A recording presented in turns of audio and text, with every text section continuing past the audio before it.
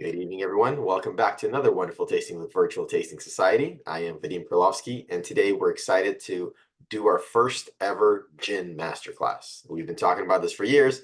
We see some happy dancing faces on one of the screens.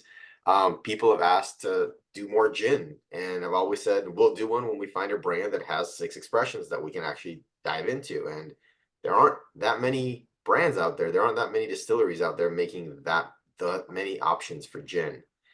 So Dave was nice enough to take that challenge on and throw in a couple of extra gins that may or may not be in R&D. So feel free to taste those and let us know what you think. But yeah, I'm super excited. I was lucky enough to meet Dave Smith a few weeks ago at St. George, and had my mind blown and learned a ton and really enjoyed all the spirits. I mean, I never thought I'd say I enjoyed a vodka, but wow, you're in for a treat. We have 6 different gin expressions to go through today, and I'm really excited for us to ask a lot of questions and learn a ton. This is the right space for that. But I'm all about lower expectations and higher rewards. So let me not talk it up too much and welcome Dave Smith, the head distiller from St. George Spirits. They are well known for their fruit brandies. They're well known for their single malt baller. But they are making amazing gin and other spirits. And again, I'm stepping on Dave's toes. I'll let him do the introduction on that end. Super excited to have you here. Thank you so much for joining us. Over to you. The floor is yours. I appreciate that, Jay. Thanks for the clapping hands. That's like it's perfect. It's like a golf clap right there. It's very very quiet, respectful. And Vadim, thanks for the kind words and thanks for coming out to visit us the other week. It was genuinely just it's a joy to have you out here and to share some space and some spirits. And I'll start out with a little bit of just some brand history so you can understand our company. I'll give you just a minute or two of history on myself, just who we are. We'll walk through half a dozen gins here tonight as well, and I'll talk about some technical details. I will very easily monologue. In a past life, I was a high school English teacher. I can fall into the monologue very easily, but I really do want to have a dialogue. I want to have questions. I want to be able to just share the space together. And part of what I really want to express here is as I describe gins, I'll share a little about where we come from as distillers. I can talk about technical details, and I can tell you how I make something. What I really want you to understand about St. George Spirits is why we make something. This is the key to everything. This is what's most important to it. And so, as we sort of work through this, I hope that you come away with the why, not just the how. So I'll invite questions, and I'm going to start this as I probably will end it as well. But I'm just going to say thank you. Thank you so much for taking the time. Vadim, thank you for organizing this, and thank you all for just taking some time to be with me tonight. It means the world to me. It's always amazing and exciting that that others care about what we make and what we want to make for our table. And the fact that you all are kind enough, gracious enough to come and try to share that space at our table is really, really meaningful. So thank you in advance for tonight. St. George Spirits, show of hands, who knows St. George Spirits before right now? Okay, well educated, but everyone's good. Tony, Tim, not super happy with you guys right now. Did no one do the homework? Come on. But it's a St. George Spirits. We're affectionately, we like to refer to ourselves as a 42-year-old startup company. We are distiller owned and operated. We are America's original craft distillery.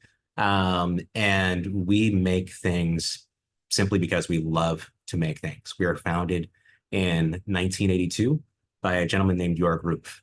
Our master distiller and president, Lance Winters, Jorg is like a father figure to him. My kids think of Jorg and refer to Jorg as Opa.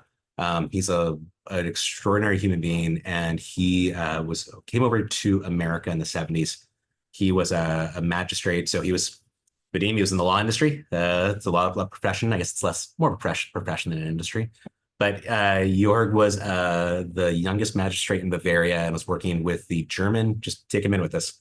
He was working with the German Ministry of Culture and working on effectively with UC Berkeley and studying American government and influence on the arts in the late 70s and early 80s. So Jorg came over to the Bay Area. He dragged that out for a couple of years, promptly fell in love with California. He fell in love with the Bay Area, fell in love with the Bountiful Harvest. He fell in love with a concert pianist. He went back to Germany. He turned in his report and hopped back on a plane and came back to America. And Jorg needed to sort of figure out a profession. And while his profession was the law, Jorg had a family history in spirits. If you go to Freiburg, Germany today, there in the center of town, there's a church because it's Europe and there's always a church in the center of town. But just outside of where that is, the center of town, there's a brewery. And that brewery is still run by Jorg's cousin today. Jordan, it's okay, you're late. I forgive you. I just want you to know that this is an accepting space. This is us. This is a trust tree right now. You're here. Go Bears. So Jorg, in fact, his first distillation was with plums from the family tree in the backyard, and he was it was when he was about 13. We still have bottles of this Slivovitz, this brandy, from when he was just a teenager. Completely different world and different life. And so when Jorg came over here, a lot of transition was happening in the Bay Area. The world was changing, the wine industry was changing. California was really just coming on to the scope of the world marketplace.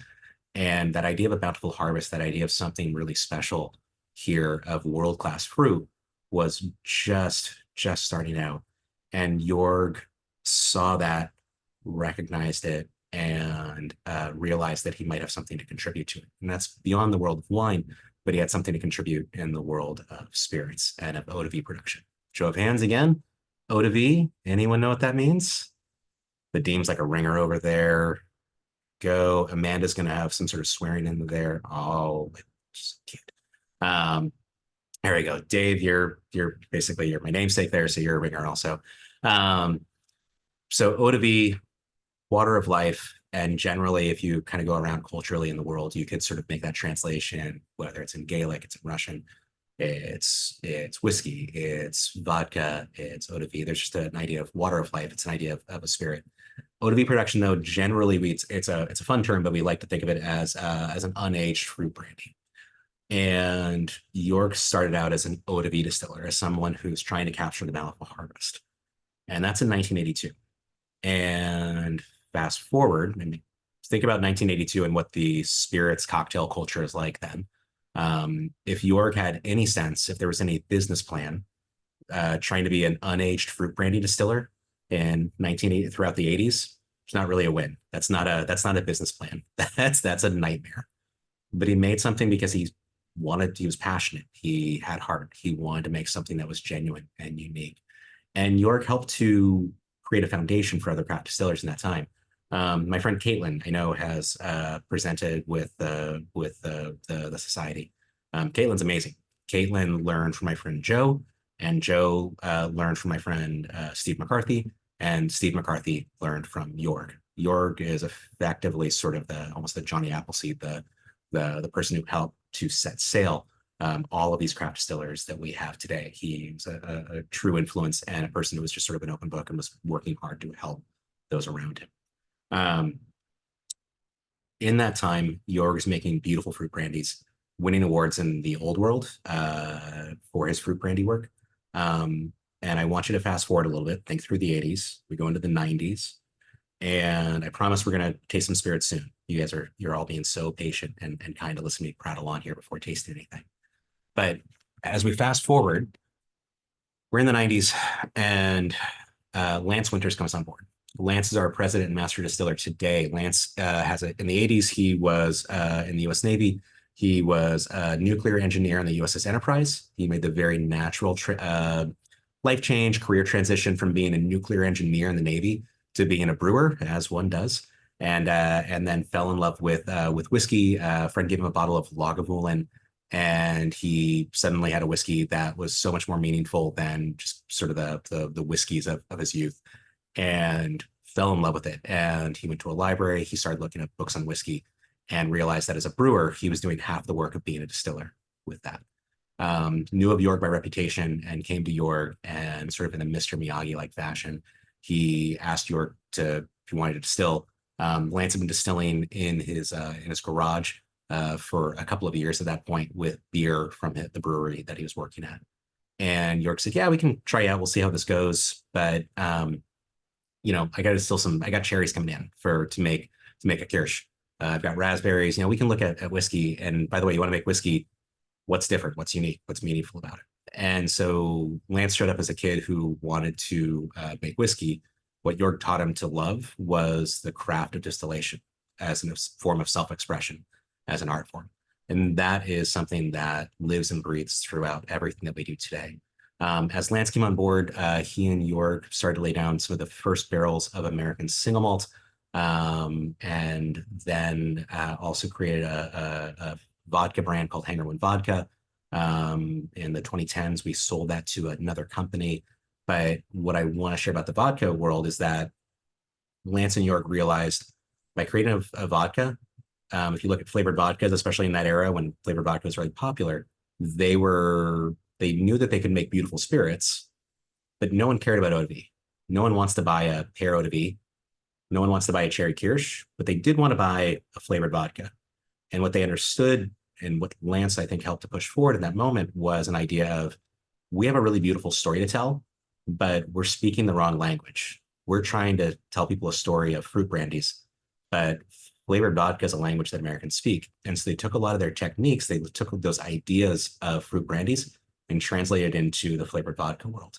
And so they created a brand called Hanger One, and then sold that to another company, Proximo Spirits, in 2010, I believe. And I share all of that. What I want you to understand about this is, in that history and that who we are in our DNA, as we've explored categories, as we're an eau de vie company, it's our point of view. It's who we are. It's how we approach something. So what's important to us is about taking raw materials and celebrating those. What's important to us in that space is to have a thumbprint and have something that's really unique to say. If I make a gin, that's a different language to speak than flavored vodka or single malt or fruit brandy. But in that gin, we need to say something really unique to us. It needs to be really thumbprintable. And it's part of the reason that we have half a dozen expressions of gin to share tonight, is because we're trying to make things for our own table, and we're trying to actually have something that's really a unique expression. I make a flavored vodka or a single malt or a gin, and the best thing you can say is, "Oh my God, this is just like a lemon dry style gin that I love." We failed. If you make a single malt and you say, "Oh my God, this is just like this Isla whiskey that I love," we failed. We have to be able to make something that's unique to us, that's a thumbprint, and that's recognizable. So I want to sort of set that stage. I want everyone to have a sense of who we are and how we approach this. For myself, I don't like talking about myself. I'll prattle on all night, but I will just share that I showed up here with history. I was an English teacher. I'll tell you what, I learned how to drink while teaching high school English. So that was an important part of my career. My brother's a wonderfully talented winemaker, and I had an opportunity to learn a little bit about winemaking working with him in the winery. Had an opportunity to come to St. George and learn about distillation, and I thought I would do this for a year, and then I would bounce out of it. I would use the wine industry to travel. I would continue to write, and that was about 19 years ago. I just fell down the rabbit hole. I fell in love with it. I discovered a way to write stories, to share something with others that's literally a message in a bottle. And that connection, that's meaningful and that's important, and that's who we are, and that's what we do. And so just grateful for the mentorship and love that I've had to be here today and to share this with you all. So that's all going to be on the quiz later. It's mostly true, false. There's some bit of multiple choice. You're going to do fine. But what I'd like to do, the bottles are all labeled, right? Everyone knows what they've got. Why Okay. only like torture you? Everyone else who knows what they got. Okay, good. That's and I've always loved that about you, my friend. So as I've shared all that, does anyone have any questions, thoughts, anything you'd like to put out there? Why gin? Why gin? Mhm. We could have done an R&B tasting, but why gin? So why do we make gin in the first place, or why gin for tonight? Why gin? Why are you so excited about gin? Why gin for tonight? Um, Gin's a really interesting space. I'll tell you a couple of pieces to it. One, if I think about vodka, vodka's a blank canvas. Vodka is the Wild West. There are rules to it, but ultimately vodka is something that you're not locked into anything. Gin is defined by having juniper in it.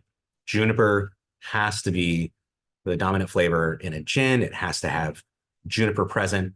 And then after that, you can do just about anything you want to that and it's still a gin. And so as we think about that as a category, it sort of forces you into a place. And for us, gin is really fascinating because I think the most exciting thing that we can do with the gin is to create a landscape. It's to create a sense memory. It's to capture something, whether you've experienced what we've experienced and we put in that bottle, or it's something that it's something that's completely influenced by your own history.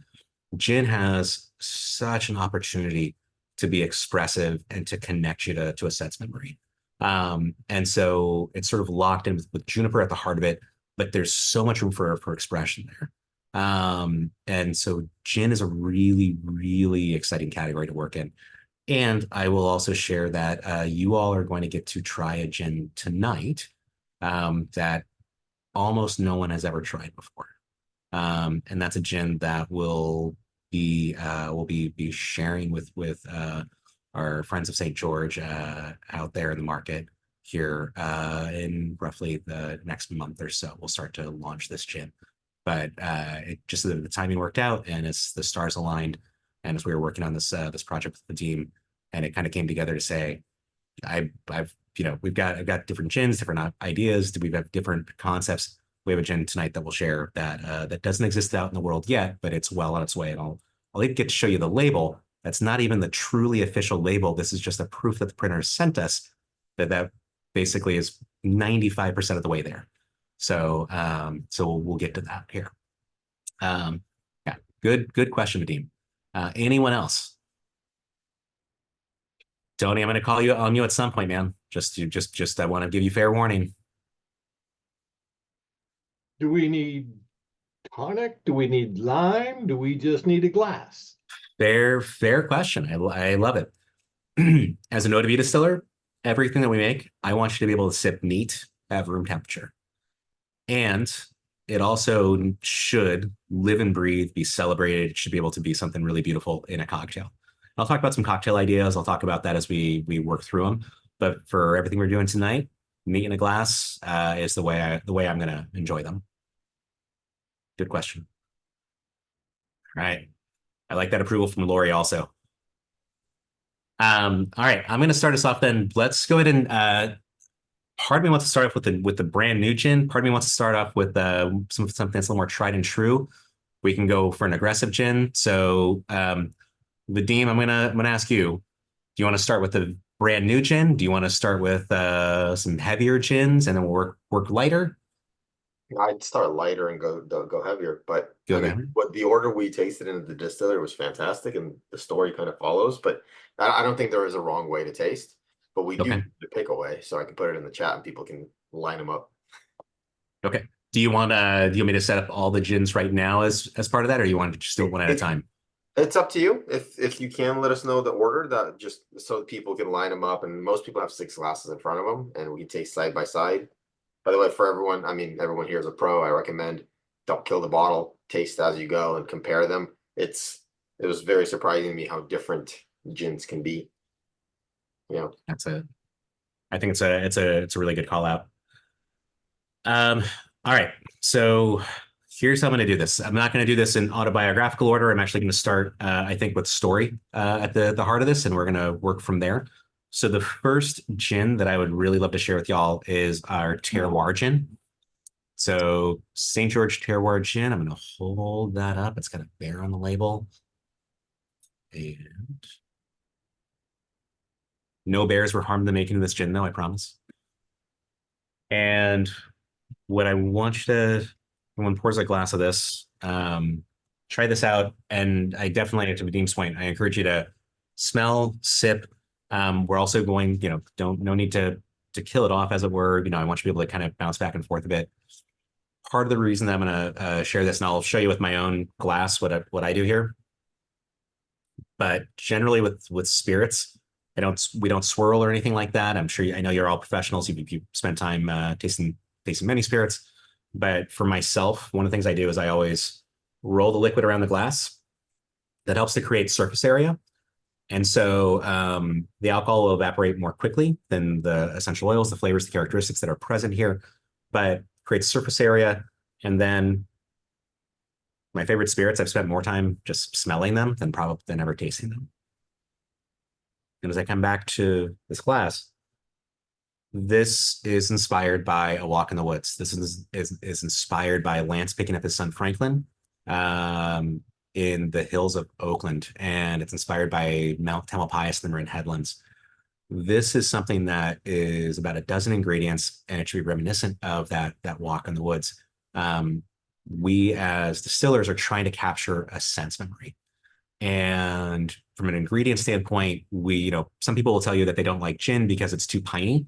I'll make an argument that you don't like a gin that's been poorly distilled. You can get these really resinous, cedary characteristics from juniper, almost like seed tannins.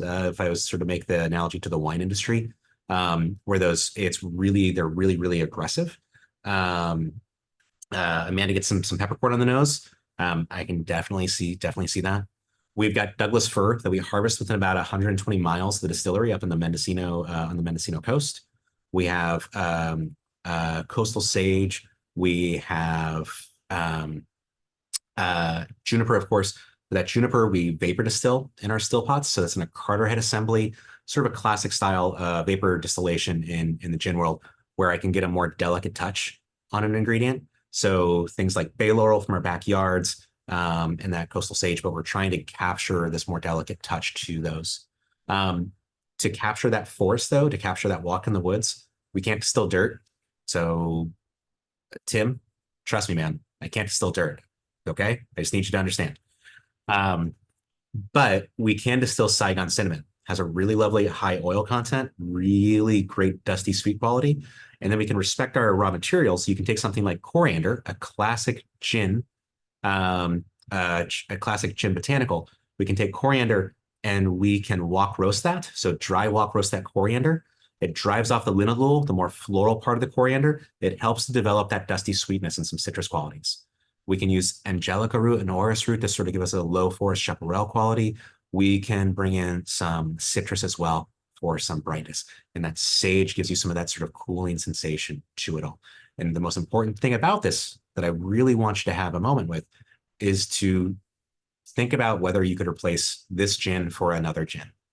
I want you to understand that the whole point here is to go out of bounds. It's to break a category. It's to push past that boundary. I've had I'll tell you, some of my favorite gin and tonics in my life, they were Bombay Sapphire gin and tonics in my parents' backyard with, Collins glass and a bendy straw and lime that came from a plastic green squeeze bottle that looks kind of like a lime. It's an amazing gin and tonic. That's like a great sense memory. It's time with my family, with my parents. It's wonderful. And that's a great gin and tonic. What's really important for us is to create something that's its own sense memory, that it's its own place and time. This is a gin that I want you to understand.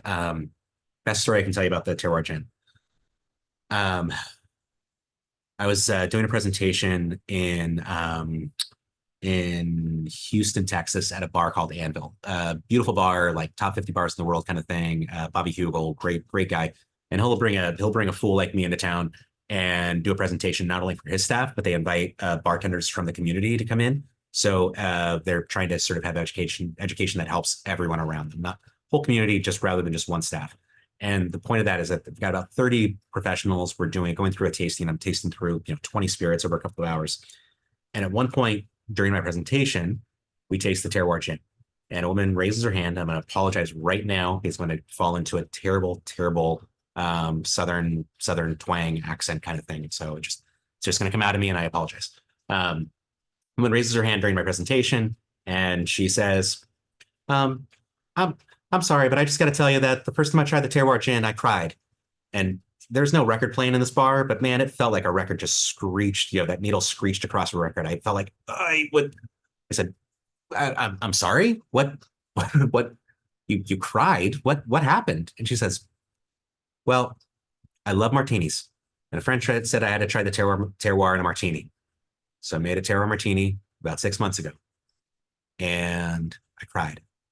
Because I moved here from Colorado about 3 years ago. I haven't been home since then.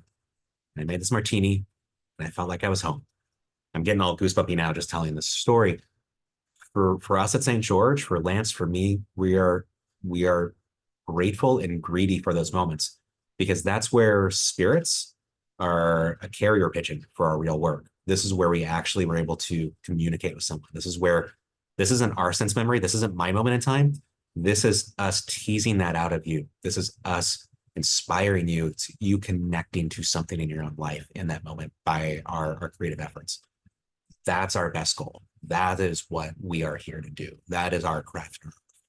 And so with that moment, that's one of those moments. And I've got other things I can share, but what I really want you to understand is that that's more meaningful than anything else that we can do as distillers. I mean, distillation, the idea of being inspired. It comes from the Latin, to breathe in. I mean, I look at being a distiller and distillation. It's about stealing the spirit from something. It's about stealing the spirit from those raw materials, or a moment of time, or I want to steal the spirit of Vadim's picture right now, because that's just a fantastic bow tie. Love what he's doing over there. But it's something that's really, really important to us throughout all of this. It's Vadim's gonna have a good cry. Okay.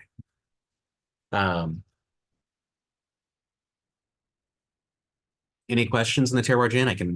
I'll share another thought or two here, but I just want to make sure that I'm giving some opportunity for everyone.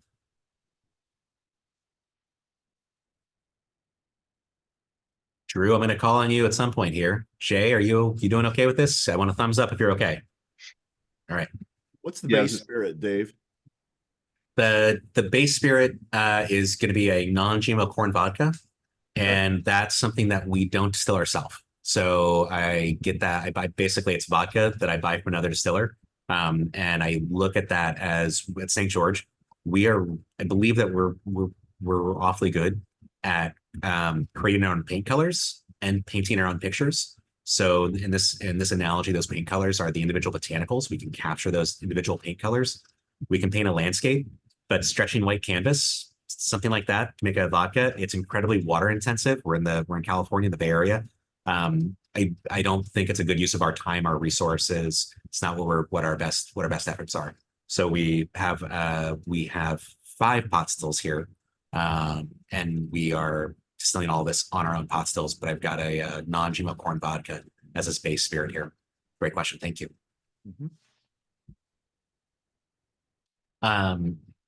Quick thought on some cocktails here.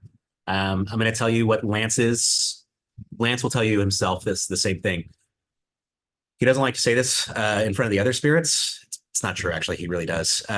This is his favorite spirit above all others. This is his best sense memory. This is his moment in time. This is what he loves most of all. And the martini that Lance prefers is a martini where no vermouth has been harmed in the making of that martini. It's basically just ice cold gin stirred and then poured into a coupe. And very much he prefers to have what we call Colburn style, named after one of our team members, who's very greedy for having both a lemon expressed over the top as well as those olives, because at that point it's almost like a salad course. So that's the martini of choice in these parts. I also want to mention a cocktail that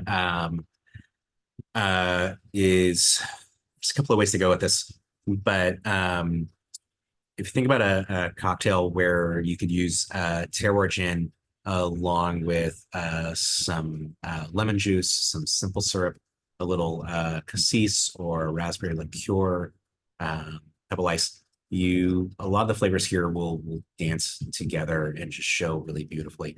And ultimately, for these things, we've had friends who are talk about the idea of a gin where they're excited by it. Terroir gin is something where you don't mix it with anything. You shouldn't actually. This should just be on its own. Ultimately, though, I think reasonably, we all like to make cocktails. We all enjoy that opportunity for some expression and to show something new, and you share it with your own friends and family at that point. And so, Terroir has been a gin that since we launched this, oh man, going on about almost 13 years ago now. It's been one of our best-selling gins, month over month, year over year, and it's something that's sort of counterintuitive because it's it's not traditional. The Deem's back. It's okay. That bow tie was distracting though. I loved it. Thank you. I heard you say creme de cassis and terroir. I missed the rest of the lemon juice. Well, any cocktail that has creme de cassis in it is a favorite of mine. So tell me again. So creme de cassis, so poured over the top, lemon juice, simple syrup, gin, and the cocktail was created by Dick Bradsall at the American bar at the Savoy Hotel in the 80s. And I'm completely blanking on the name in this moment in time. That's really embarrassing. I'm gonna have to come back with that. It's like an adult snow cone. It's a absolutely lovely, lovely cocktail. I need everyone's phone number. I'll be texting you at like 2 a.m. when I think of the name of the cocktail. So yeah. We could look it up pretty quickly. Actually, I could give up with it. I'm just blanking on the name right now. Beautiful cocktail. It's the kind of thing that when you have it, you'll never forget it. So just gin, lemon juice, creme de cassis, and yeah, and soda water, lemon or like how do you juice. like lengthen it? No, it's so shake it and then pour it over crushed ice and top with the creme de cassis. That's Uh, That is a cassis bramble. Bramble. There we go. Thank you so much. The Bramble.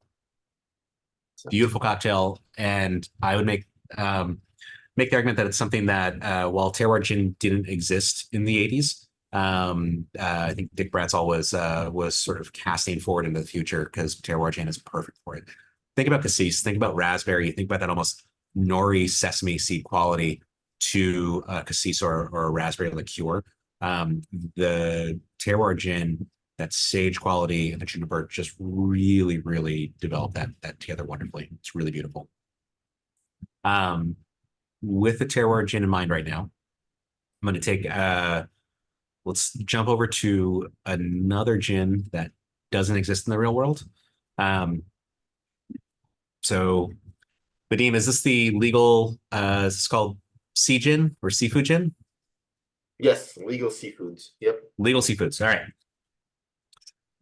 And we're going to taste through a few gins here, and then I might even try to take you on a real short walk around the distillery for a moment before I start to lose the light.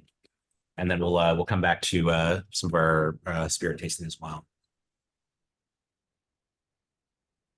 So, Legal Seafood Gin is a gin that doesn't really exist out in the world, and it's something we made on a small scale for a group of restaurants in the Northeast a number of years ago. And this is a gin that has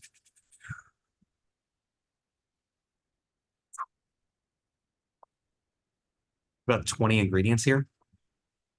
And whereas the terroir gin is a walk in the woods, this gin was inspired by the idea of having basically working at the seafood restaurant. Absolutely, that lemon zest, that lemon curd, all of those.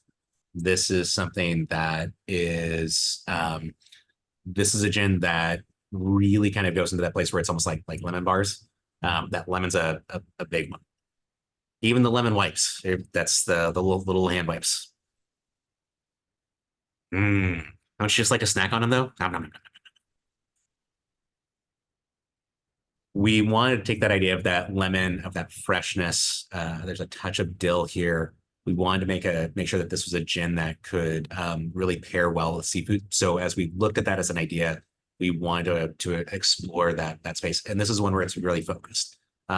This from like a gin and tonic standpoint or something along those lines, this is screaming. This is an easy gin and tonic. What I'd like to invite you to do though is also consider the distance from the terroir gin to this gin. These are all gins. Categorically, they are gin. And at the same time, none of these are London dry style. None of these are something where you can mistake one for the other. And that's really vital to us, that whatever we put out into the world is something that is absolutely iconically its own idea. I want, whether you love it or you hate it, I want you to be able to instantly recognize this. You have to have a reaction to it. Otherwise, we shouldn't be putting this out in the world.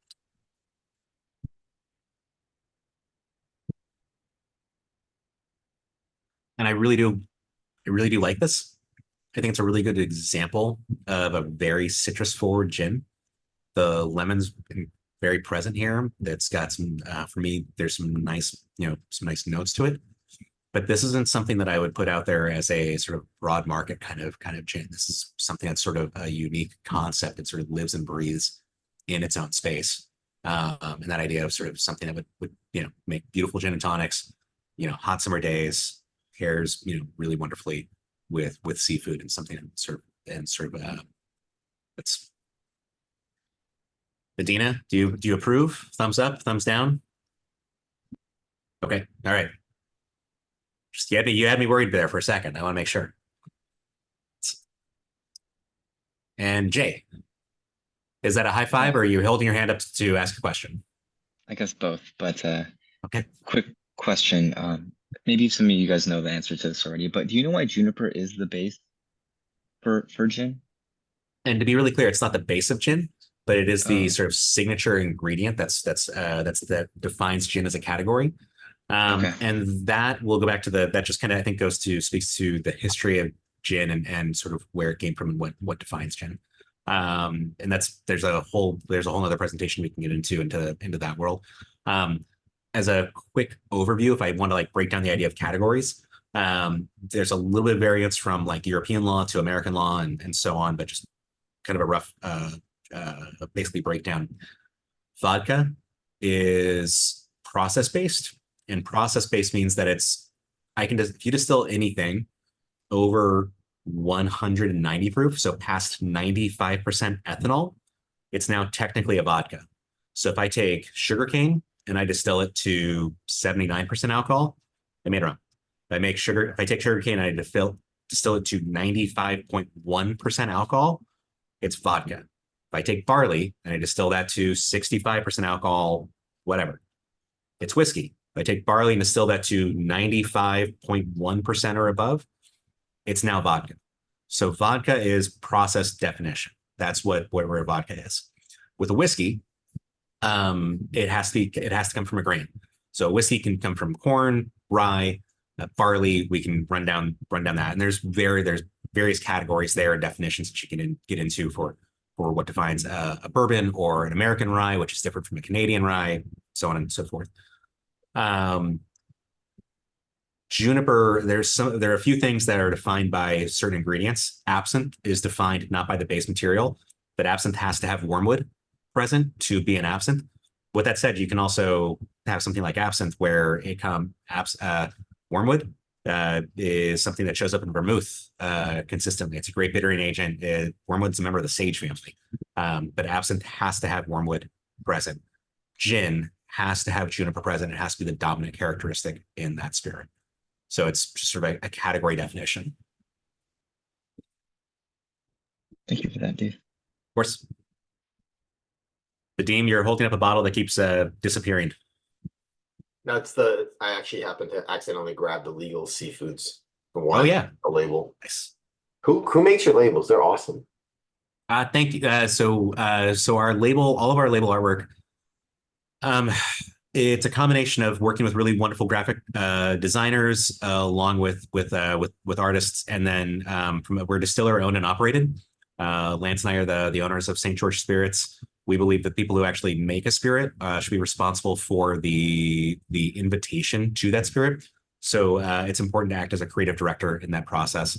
And then we work with graphic designers who are wonderfully talented. Lance acts as sort of our creative director on all of these labels. And work with people like Stephen Noble is the artist who did the scratch board, the etching on all of these gins. So the bear trap, Poseidon. That's Stephen Noble, who's a really wonderful artist based out of Sonoma County.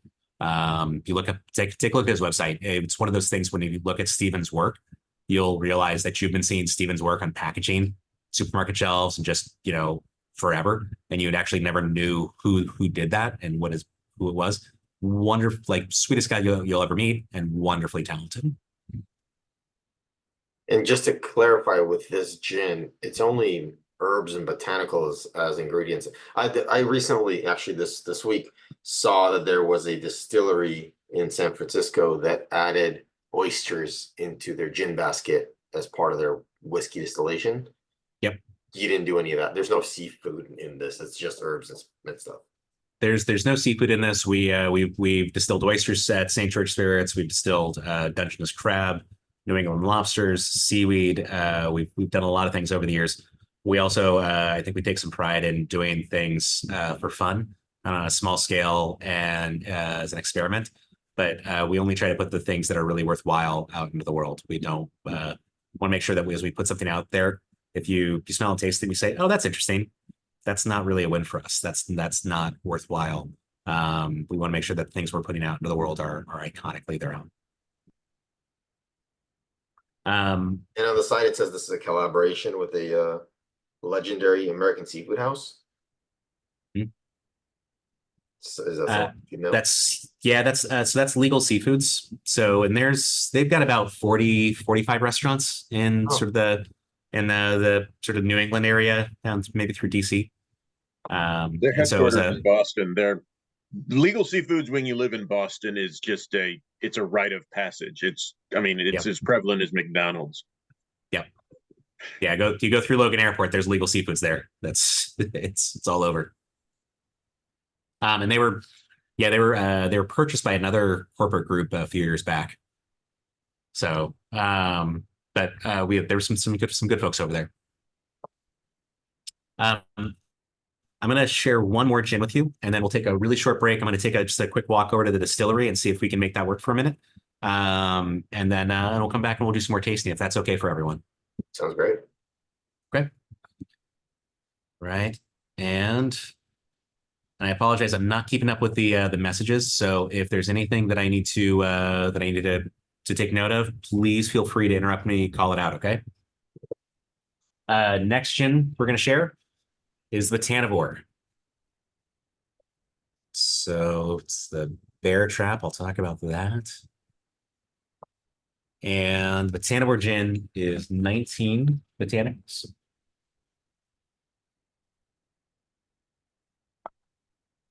And if terroir is a walk in the woods, the Tannivore should be sort of a meadow in bloom.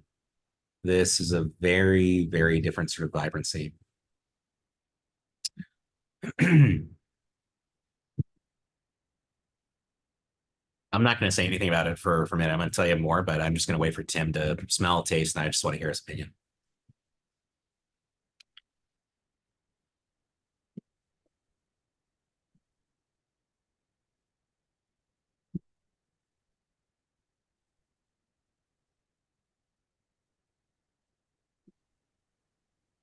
More savory. I definitely can see that. It's whereas the first one was had like some sage and other ones to it, and then the other one was just a lemon balm. This one, which was great, this one is just there's some non-sweet, non-typical gin flavors. I mean, I'm enjoying them all because they're not the traditional gins that I've got in my cupboard. I definitely appreciate that, and the Legal Seafood definitely leans into that sort of that lemon balm or that lemon balm space. The Tannivore gin is our botanical leader, So it's 19 botanicals. And what I want you to understand is that as we were working on the terroir gin, as we were exploring that space in our lab, we were creating different botanical ingredients. That means infusing, distilling different botanical ingredients, trying to really understand that particular color to paint a picture. And we had all of these botanicals that we loved, but they didn't actually belong in the landscape of the terroir gin. They were not part of that walk in the woods, but they're really beautiful ingredients. They deserved a space for themselves. And so we started to play this idea of the botanic leader, the botanivore, and we chased down grains of paradise, cardamom, juniper, cedar. I like all of these notes. In no particular order other than autobiographical, I will share that the botanivore gin has caraway, cardamom, Saigon cinnamon again, citra hops like you'd find in a classic West Coast style IPA beer. We've got coriander. This time that coriander is a little more floral. It's not going to be wok roasted, so it has that linalool, that more floral character. There's angelica root, orris root, dill seed, fennel seed, star anise, Malabar black peppercorns. In addition to that, in the Carter head assembly, there's going to be juniper, same amount of juniper as terroir, as well as some fresh bay laurel from our backyards again. And then there's also fresh cilantro. It's just sort of another shade to what that coriander is. And then the citrus core here is held together with lemon peel, lime peel, Seville orange peel, bergamot orange peel, and finally fresh ginger root as well. So that's sort of something that core helps to hold this together. What I love about the botanivore is that it's sort of a chameleon. It's a gin that, if I think about from a cocktail standpoint, gin and tonic or Spanish style gin tonica, where it's basically just a gin and tonic that's served in sort of like a Bordeaux style wine glass. It reshapes the aromatics from a visual standpoint. It can be a really lovely presentation for that cocktail, depending on what sort of garnish you want to use. But there's a cocktail that's called a Red Snapper. A Red Snapper is going to be like a Bloody Mary, but it's gin based instead of vodka based. The dill seed that's here, the cilantro, all of that's going to show really, really beautifully. Those more savory characteristics want to come out. With that sort of like, think about it sort of as an equalizer with all these botanical ingredients. And then from making a cocktail, you're marrying ingredients into that, and it's going to help reshape the equalizer on the ingredients that are present in the gin. Another cocktail alternative that I'll go to, and I promise I won't forget the name of this cocktail this time, is Southside. Southside is going to be gin, lime, simple syrup, and mint. Shake that up, pour that out. Your only mistake is if you make one of those cocktails, you should make a picture of them and share it with your friends. Everyone's going to be very happy. It's a really beautiful cocktail. The citrus core is really lovely there. That cilantro and bay laurel start to lean into sort of those sort of menthol mint notes as well. It's a beautiful cocktail, especially when it's summertime and it's hot outside. Amanda knows that's no Southside. Happy cocktail. And again, for all of these, juniper is the core piece in the center of this. It's kind of the center of that Venn diagram. The joy here is to explore that expression outside of that. It's to sort of have that linkage off of that Venn diagram and move outward from that space. So I understand that the juniper is the main ingredient essentially, but to me, these are not juniper forward as like a London dry gin would be. So is there like a legal minimum you have to put in of juniper for it to classify as a gin? Because it's not gin vodka to me. So it's a lot more interesting, complex than that. Like, how do you play that balance? Yeah, the legal definition for it is that it has to be juniper, juniper forward. It has to be juniper. Basically, it's a dominant characteristic. You can look at that as a by weight quality. You can explore that in a lot of ways. But I'll make an argument, and we're not being recorded, are we? Because that would be disastrous. There's a really important piece here where you look at, let's talk about the idea of what's the dominant weight of an ingredient that you're using as a raw material. How much of that weight is actually composed of water weight? How much of that is it as a fresh ingredient? Is it a dry ingredient? How much of that weight is actually essential oil that carries over the distillation? What's the concentration values that happen from that? Those are things that are very, I think, difficult to define. And generally, I'll also say that it's something that as you explore this, we can use juniper as sort of the center of that Venn diagram, but we can build off of it, and there's greater reason for this to be something that's more than just the juniper here. But it should be something that sort of holds it all together. It's part of the structure and the framework of it. But if I just had something that was a juniper distillate for most people, I can almost guarantee that most folks, while they'll have a sense of what juniper is, coriander is actually a really powerful part of what juniper means, sort of in a sense memory sort of way as well. It's something that sort of leads into those peppercorns and some of that definition. Those are common botanicals in gins that are sort of associated and all carried together, and they form something that's larger than the juniper just completely on its own, even though juniper is the largest ingredient here. Very cool. Has anyone gone back and smelled all three of the ones we've tasted so far? The nose difference on them is insane. And to me, it feels like the botanivore and the legal seafoods are the end caps, and terroir was kind of somewhere in the middle for me. It's very interesting. They all kind of remind me of, if I was to name them, like if I was if I was going to make like a potpourri, a scent, label kind of thing with all of them, is like the first one, terroir, is like Christmas forest. And then the second one is just Lemonheads candy. But this one, the word that comes to mind is clean. And like, not in a bad way. It's one of those things that when they kind of come up with that descriptor, it is so non-offensive and complex, and kind of so many little things happening, but none of them dominate. It's just kind of, it's a lovely kind of background thing, because it comes up in waves and then fades back down, and so you can live with it, or it can kind of fade into the background at the same time. Jason, I really appreciate that. I appreciate the kind description of the botanivore as like a gateway drug for the world of gin. It's an invitation to it. And truly, I think it's a great call out though, because what I want to express there is that idea of different. If I think about part of the job, back up for a second here. Part of the job of what being a distiller is to share something that invites another artist to make their art. And what I mean by that is, if I think of my, in a past life, I was a creative writing major. I talk about the idea of being if you're writing a screenplay, or you're trying to write you're a playwright, you're creating something like that.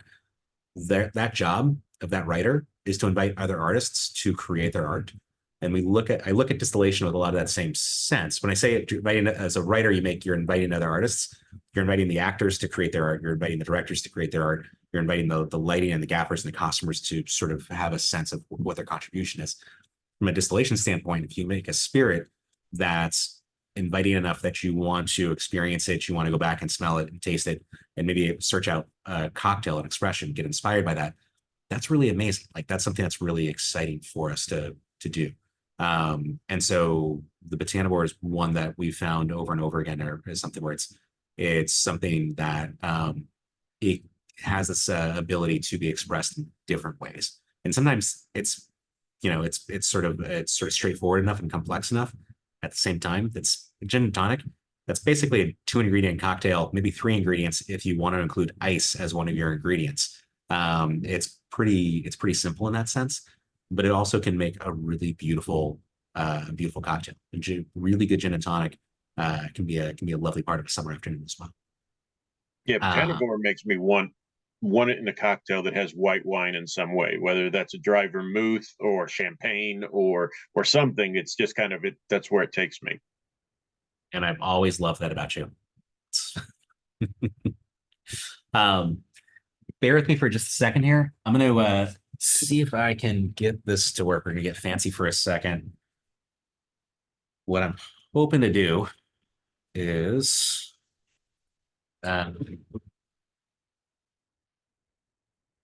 I'm going to try to sign on real fast with my iPad, and we're going to try to take just a quick walk around the distillery, and then we'll come back and we'll do some more tasting here as we go. but I'm gonna try to do this without getting any sort of crazy weird noises, and hopefully the Wi-Fi keeps up with us. So St. George Spirits, we are located in a retired naval aircraft hangar. We're on a little island called Alameda. And so we're right between Oakland and San Francisco.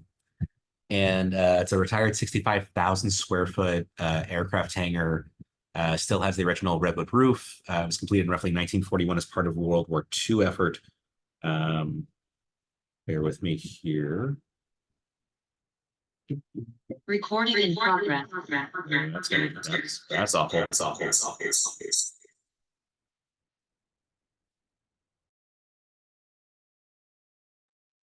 And the distillery is not 10 to 15 minutes from the airport, as I thought it was and learned. It takes at least 30 minutes to get to the airport.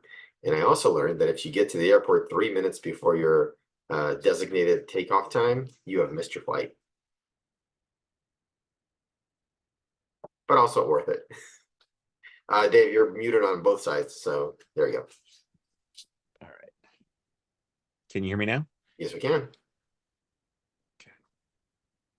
Good. There we go. I gotta walk away and say, can you hear me now? Get Verizon commercials. Exactly. You have really good audio on all your devices. It's very impressive. Is this working now? It's not doing video, but let me pin it. There we go. We got you.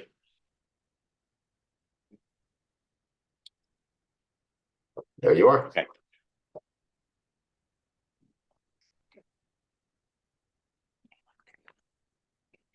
Inception.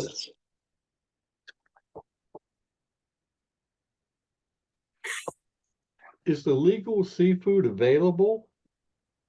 It is not. Doesn't exist out in the real world.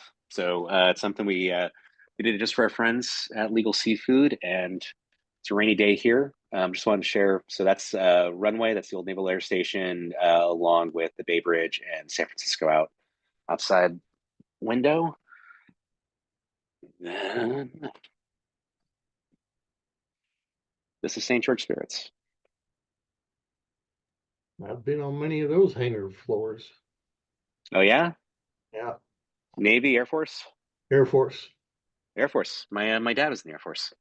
Oh, Yeah, it's in White Sands. He was in Alaska. He was at MacDill.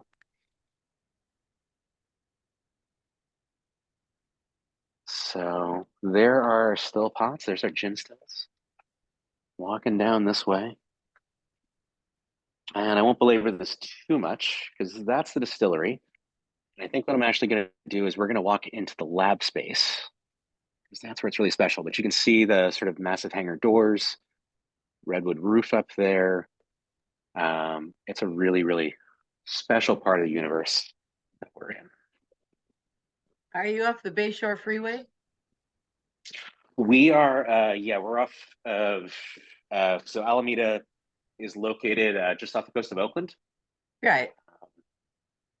I used to live in Palo Alto, so I remember Oh yeah, driving by those old units. absolutely. A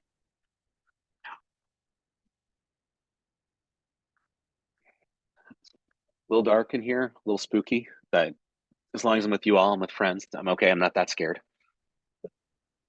So still pots where everything at St. George is made.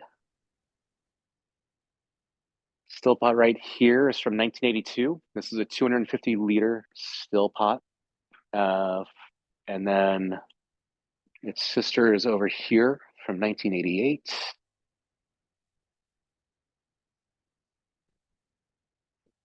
Another 250 liter still pots, that's 65 gallons for one charge.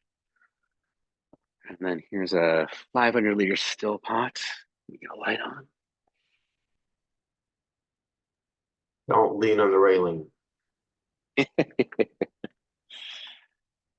can see we got a strain paddle, clean in place system, looking very bright in there. So that's 130 gallons. Vadim mentioned don't lean on the railing. We keep that a little bit loose. Yep, just as a joke. and then along with 1,500 liter still pots, so 2008 to 2016. And these have Carter head assemblies, and I'll show you what those are, those vapor infusion baskets in the lab space. So I'm sure you all have seen distilleries before, you've seen still pots before. This is not your first rodeo. And bear with me, I promise there's gonna be a light on here in a second. Turn this on earlier. Aha. So this is our lab space. This is a pilot lab. This is where we figure out what's a good idea and what's a bad idea. This is where we've distilled things like oysters and kombu and Dungeness crab and foie gras. We've just played around with things like Australian finger limes, smoked Satsuma orange peels, everything we do on a small scale before putting something out into the universe. And we do that on these two still pots, 10 liter still and a 30 liter still. And that 30 liter still, I mentioned that, clean those up? They might have. I want to show you is this Carter assembly. So this is a vapor infusion basket, which is this part of the still pot. And what happens here is that you can put raw materials into the pot still itself. We're boiling, we've got heat in the jacket down low. And then as it's boiling, things are cooking, vapors are rising up through sort of this dome, comes through here, and then you can direct those vapors through either the intensifier columns. A lot of people will tell you that distillation is a process of purification. I'm going to argue that if you're purifying, if you're not using really good raw materials, then you do need to purify and take away all of the negative aspects that are there. If you use really, really beautiful raw materials, though, this is not about taking away the negative aspects. This is about focusing raw materials. This is about celebrating the raw materials. If you're a good fermentation scientist, if you're a good perfume maker, realistically, this distillation is actually pretty easy. You're trying to capture the best of what's there. And then with something like a Carteret assembly, a vapor infusion basket, instead of running it through these columns, what we're trying to do is actually run up through here and around the back into that vapor infusion basket. So instead of boiling this raw ingredients, we're now just letting the vapors from the alcohol and those raw materials travel up through this vapor infusion basket. And then we're able to get a more delicate touch with a series of baskets and putting things like juniper, things like fresh bay laurel from our backyards, cilantro, things that are more delicate. We can have a delicate touch capturing the essence of those in that. And then finally, of course, through the condenser column to come out of the parrot beak. And then we would be tasting throughout the process. And for all the gins that you taste today, every one of them were made from raw materials, individual ingredients, and then finally full gin production on a small scale before we ever try to upscale on the larger still pots. Back here's a whole mess of good ideas, bad ideas, mediocre ideas, but just things that have not made the light of day. But they're sort of part of our sensory notes and things we've tried out over and over again.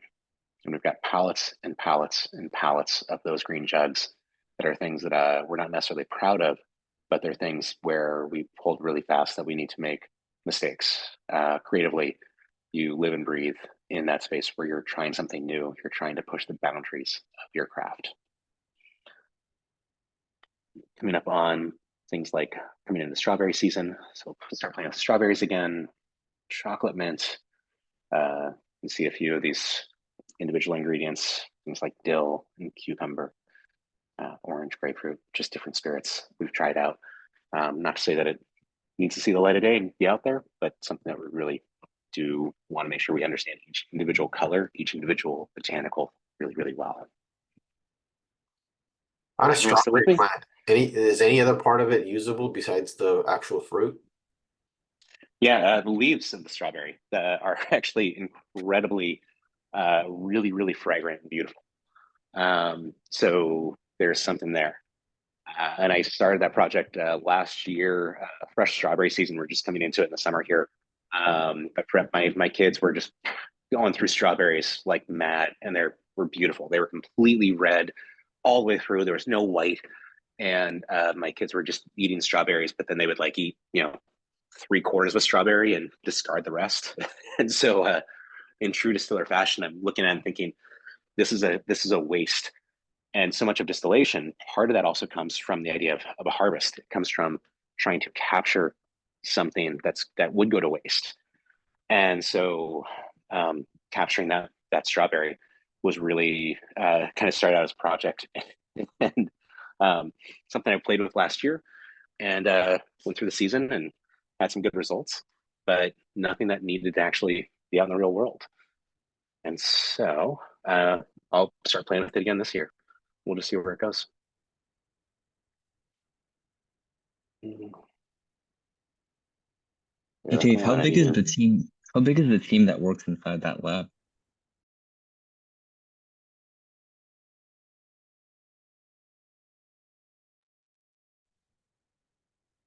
Can y'all hear me? Yep.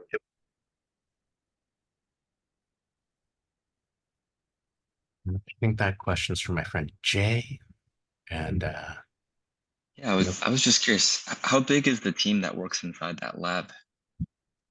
it's basically there's Lance, there's me, and then our entire production team can vary from anywhere from about 4 to 6 people, give or take. And we try to make sure that if we can, we facilitate some time in the lab for different team members for their own growth. It's a bit of a juggling act and not always easy to do, but primarily that's a space for, I'd say, for Lance, for me, and then different team members have spent time in there over the years. Chris, James, Natasha, Eric. We've got a number of team members who have some creative bent to them. They want to pursue that, and if there's a way that can facilitate that, really excited and happy to do it. So it's just sort of a juggling act, though.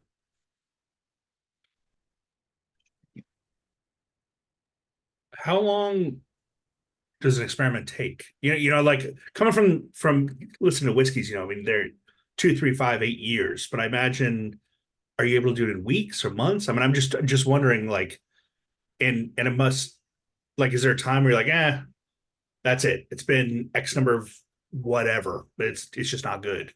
More aging's not going to help. Sorry, word. There's it's a really good question, and I wish I had a really clear, straightforward answer. I think the best thing I can say is that it's always different. We make a coffee liqueur. Nola coffee liqueur is something that is a love letter to my wife Julia. I met her in New Orleans. I met Julia in New Orleans late 2007. Eventually, I tricked her into moving out here, marrying me, and being the mother to my children. And I punched way out of my weight class. She's far better than I deserve. And that coffee liqueur that's called Nola, it celebrates New Orleans and our time meeting out there. We released that. I met Julie at the end of 2007. We released that in 2014. It's just sort of an ongoing project, an exploration. Sometimes it's things with its raw materials. So played with strawberries last summer. There's a time of when that strawberries were available and fresh and bright and exciting. Had did some good work with it, but never actually felt like I figured something out that was finalized. So I'm waiting for this season to come around again, and I'll try it again. With the gins, generally, most things, whiskeys can take years, but you start to get an idea together and how to influence it. Those gins can take, quite a while as well. So I hate to put any sort of hard and fast number on it, but it can be something where it's anything, from a few months to years and years of work. And I feel really fortunate. We have been doing this for so long. We have such a sort of diversified portfolio. Anytime we approach a project, it's not because we're trying to chase down a trend. It's not because we're looking at it and saying, I've got to make this thing and put it into a bottle next year. It's because we're trying to explore a sense memory. We're trying to capture something in time. and we don't have to ever put it out. We can just sort of take our time with it. We should try the Valley Gin next. We'll share that next. That's a great example of something that didn't need to go out in the world. Didn't need to be a spirit. By the way, I labeled it as Orange Blossom because that was what I had on my label. That's what it wasn't Valley until recently. That is absolutely true. And the Valley Gin, we wanted to be able to rename to. It was originally started as Orange Blossom, and I'm going to show you the label. This label does not exist. This is not actually the official label. This is like the proof label that the printer sent us. A couple of great just tidbits here. This label, part of the artwork was done by a gentleman named Justin Adcock, who is a really, really wonderful illustrator. Also happens to work in our taste room at St. George Spirits. And then again with Stephen Noble as a scratchboard artist, but trying to take some of our concept on the gin label, sort of have that sort of explore this something a little bit more of a vintage feel to it. This Valley Gin is something that's really wonderfully expressive and largely inspired by about a year ago. Lance and I were in Southern California and Central Valley in Orange Grove, and we were at a celebration of life for a gentleman named John Kirkpatrick, patriarch of Lynn Cove Ranch and the Kirkpatrick family. Just wonderful, wonderful, great people. And we've been working with the Kirkpatrick clan for probably close to 25 years with buying citrus from them. And so we're out there at the celebration of life and making cocktails for folks there. And just you're on the hillside, you're in Orange Grove, breathing in the air, and you start to have a moment, you start to find some inspiration, you start to have a sense of, I want to try to capture this and share it and celebrate it further afield. And so the Orange Blossom Gin, the Valley Gin, was born of that. 25 individual ingredients here, including fresh Valencia and Tangelo orange blossoms. So we've got these Valencia orange blossoms as sort of a primary component, but it's not citrus forward. It's something that's sort of encompassing, sort of more floral. We utilize fresh cucumber to help sort of shape that blossom component, along with citrus, everything from lemon, lime, of course, Valencia, Seville, bergamot, grapefruit. Think about the citrus core there, and then you build on that with a touch of nutmeg, touch that sort of woody restness kind of quality just at the tip of the orange. Along with all that and a number of other ingredients, we're really trying to shape something that's expressive and sort of the Central Valley, which is sort of the breadbasket of agriculture.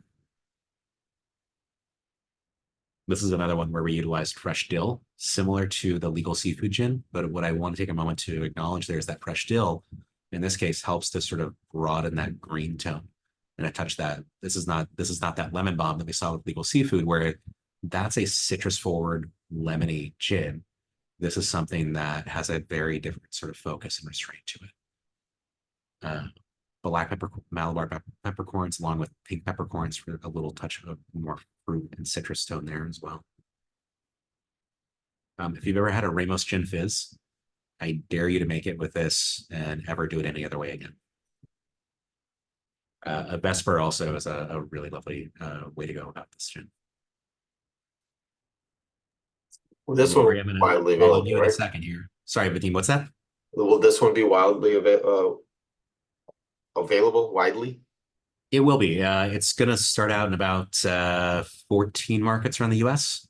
And then with Orange Blossoms, for something like that, just to take a moment, our friends at Lynn Cove Ranch work really, really incredibly hard. It takes about an hour for one person to harvest a pound of orange blossoms. They have to do it early in the morning before the bees come out. It's something where if you harvest all of the orange blossoms off of a tree, that tree doesn't bear fruit. That's not good for the grower as well.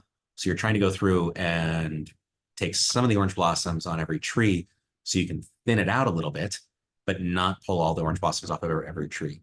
And so takes one person about an hour to harvest a pound of orange blossoms. This harvest cycle over the course of very end of March. Actually, no, it's all in April this year.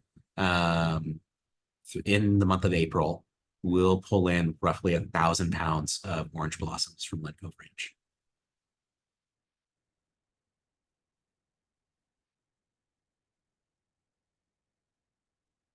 Lori, I want to know what you think.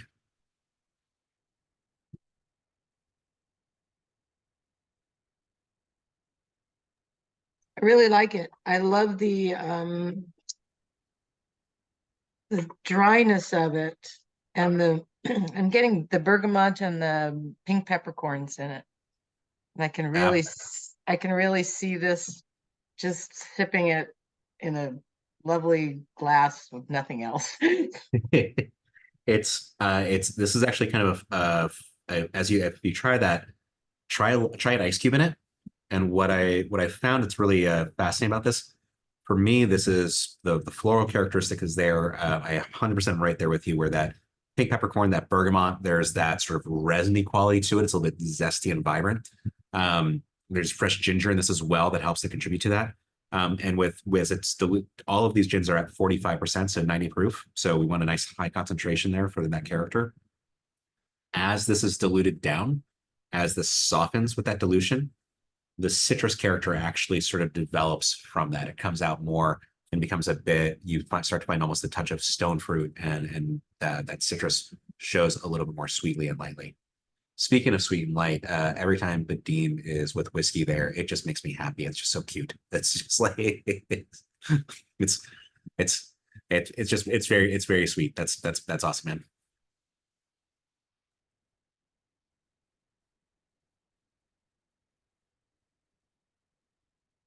Yeah, I could I'll speak for myself. I could drink that all day. That one makes me happy. All right. So on each of these gins, we've been using non-GMO corn vodka as the base spirit. And I mentioned that as a white canvas earlier. Different botanicals, we're painting a picture. We've got juniper as our core ingredient, but we've been sort of developing playing off of that space. We're going to move on to another gin now. And what I want to share with you is the dry rye gin.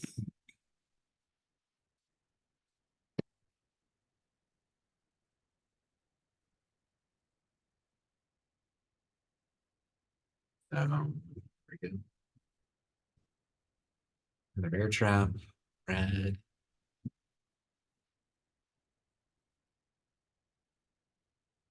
I mentioned this earlier. There's a great question about the idea of gin. What makes gin? It's juniper. In botanical ingredients with juniper, with all these things, you can shift the botanicals around in fairly minute amounts, and it has a huge impact. But they're pretty small differences when you get down to it. It's part of the process of distillation. It's part of the process of focusing. One of our questions as we were exploring the idea of gin, though, is what about if we shift not only the botanicals, but you shift the base spirit? You no longer use that white canvas of non-GMO corn vodka. So the base spirit for this gin is pot distilled rye whiskey. And that rye whiskey is malty, it's savory, and you start to think about those aspects and how that applies to the juniper. This is a really fun place for us to play. The dry rye gin uses twice as much juniper as any of the gins that you've tried so far. Pot distilled rye whiskey is the base spirit. We've got these sort of before we had a dozen ingredients, 19 ingredients, 25 ingredients for this sort of wide scope of botanicals in this balancing act. Dry rye gin comes down to this laser focus with about half a dozen ingredients. We've got caraway, Malabar black peppercorns, coriander, got grapefruit, lime, juniper. That's it. It's dialed down, it's focused. The dry rye gin is one of those things that I love because you either love it or you hate it. And very like if served at whiskey fests, folks who are whiskey drinkers who will try a gin at a whiskey fest, like, oh, I don't like gin. This is a little bit of that, you know, if you're a whiskey drinker, this is the thing that might pull you over a little bit. This is a gin that we've done Junipalooza in London. So we're American distillers, trying to talk about gin in England, in London. And dry rye gin is incredibly attractive in that place because it's also unabashedly fully engaged with that juniper, that maltiness, that spiciness. This was a gin that was part inspired by the Negroni, which is a beautiful, sort of elegant cocktail. And the Negroni has fairly loud ingredients. If you think about sweet vermouth, you think about not an aperitivo, that balancing act. You need something that's sort of bombastic and loud can hold up to that. And I've had friends, to my wife's chagrin, reach out to me in the middle of the night at 2 a.m. from a bar, reach out and say, Dave, I've got $20 on this. Hold on. I got him on the phone. All right. So if I use dry rye gin and I use Campari and I've got a sweet vermouth, am I making a Negroni or is it a Boulevardier? And a Boulevardier is basically a whiskey-based Negroni. Negroni is a gin-based, obviously. The whole point of it is to say that they understand it. They kind of get into the nuances. At a certain point, I don't really care what the category is for this. What I care about is it have a thumbprint? Is it interesting? Is it fascinating? Is it exciting? Does it taste good? Do you take a smell and sip of it and you think, I want to go say hi to that again? So makes over the years, makes some really beautiful cocktails. One of the ones I'll go to is an old fashioned.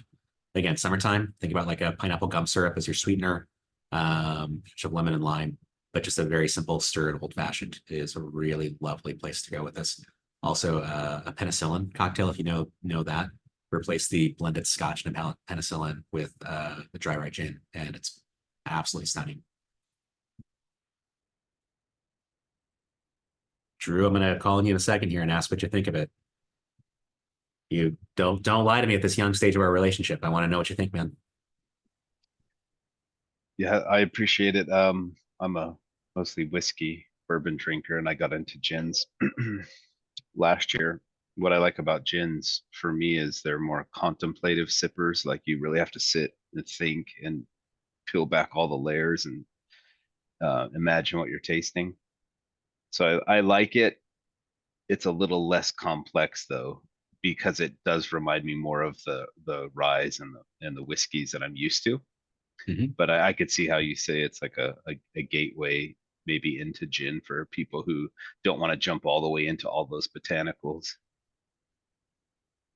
Yeah, I appreciate that. I appreciate that idea. It's a little more linear in its sense with that maltiness and spiciness. It's sort of if there's a white canvas aspect to the other, to vodka as a base spirit, this is like black velvet, and so that maltiness and that spiciness is present. But it's a little more linear, a little more direct in that aggression with it. Any other thoughts?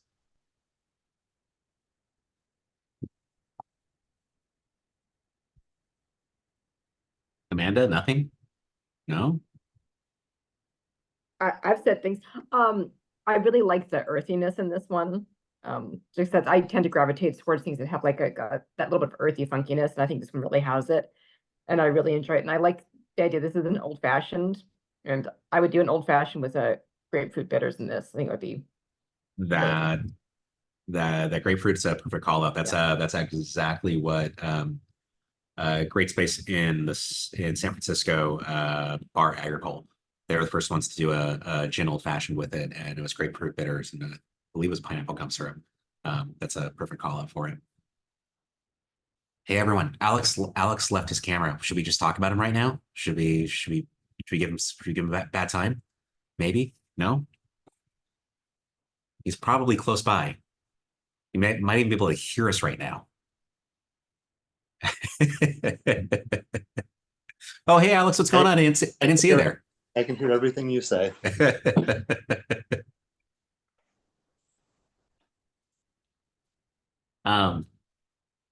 So I got one more gin to share with everyone after this. And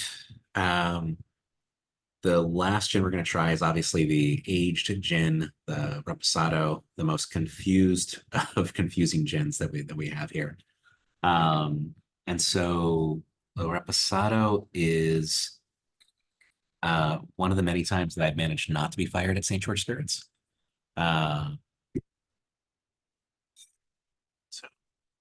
salad bottle, you can see that bear trap. Now this is going to be a little bit higher proof. This is 99 proof. So not quite barrel strength, but just a little bit off. And a number of years ago, we launched the original 3 gins. So the Terroir, the Botanivore, and the Dry Rye, all at the same time, roughly 20, I believe it was 2011. And as we released these gins, at one point, Lance will tell you the same thing, but I brought up the idea of wanting to explore a barrel finished expression of gin. And Lance was not interested or excited. I think he used a lot more expletives to describe what he didn't like about that idea. But he what he didn't love about it was the idea of sometimes we feel like you see someone make it's a barrel aged version of a gin or something like that, and it kind of feels like just sort of like it's just stretching out an idea category a little bit. I started in this business by working with my brother at his winery, and one of the things that I learned from my brother and the winemakers that he worked for, one of the things that both Lance and I started to learn from New York was the real love and affection and belief in spirits themselves. And from a wine perspective, you believe in the actual grapes and the fruit. And then sometimes winemaking can get confused with using a lot of oak to cover over the fruit, the real terroir, the sense of place of that wine. From a spirit standpoint, you can over oak something. I'm sure you've all had it where you get a lot of oak, too much oak expression. It just sort of is over the top, and there's no real sense to the actual spirit itself. And so this exploration was more about cask finishing in a gin using very neutral French and American oak wine casks. So things that are 4 and 5 years old, and wanting to make sure that the oak's not the influence here. Vanillins, tannins, that stuff's not that interesting. But what was the wine that was in that cask before you? And Lance will tell you that he said, no, don't do that. And so when he wasn't at the shop one day, I took some of the dry rye and just laid down 6 barrels of it, no big deal, and stashed them away in the stacks. And I had a really nervous 8-9 months where it wasn't that good. It wasn't coming around. It took some time for this to settle down, and I was really nervous. I thought, man, I just wasted some good barrels and I wasted good gin. And I was really fortunate that Lance didn't find the barrels until almost about a year into the experiment. And it was starting to turn a corner. It was starting to show something that was really interesting. The wine casks that I originally used were Grenache, Grenache Rosé, Syrah, really lovely neutral casks. But I'd chosen the casks based on the wines that had been in those casks. And so it's about that cask sort of being charged up with the wine, and then the spirit being in that cask and pulling that wine back out of the cask, and what happens with those flavors and those aromatics and with that time. So this is the exact same gin that we tried. This is the dry rye, slightly higher proof, and then finished in those very neutral casks. This particular batch consists of 28 hand-selected casks, the youngest of which is 9 months old, the oldest of which is 34 months old. This is Grenache Rosé, Syrah, Tannat. There's also a touch of Cabernet and Merlot and Zinfandel casket here as well. And this has been a fun expression over the years, and I'm fortunate to have not been fired for it.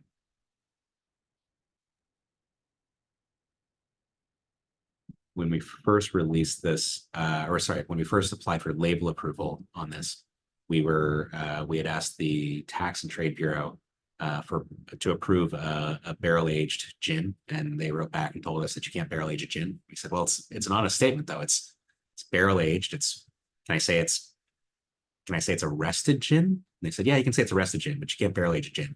It's not true. Fast forward, that's some of those laws are, I think, reinterpreted over the years.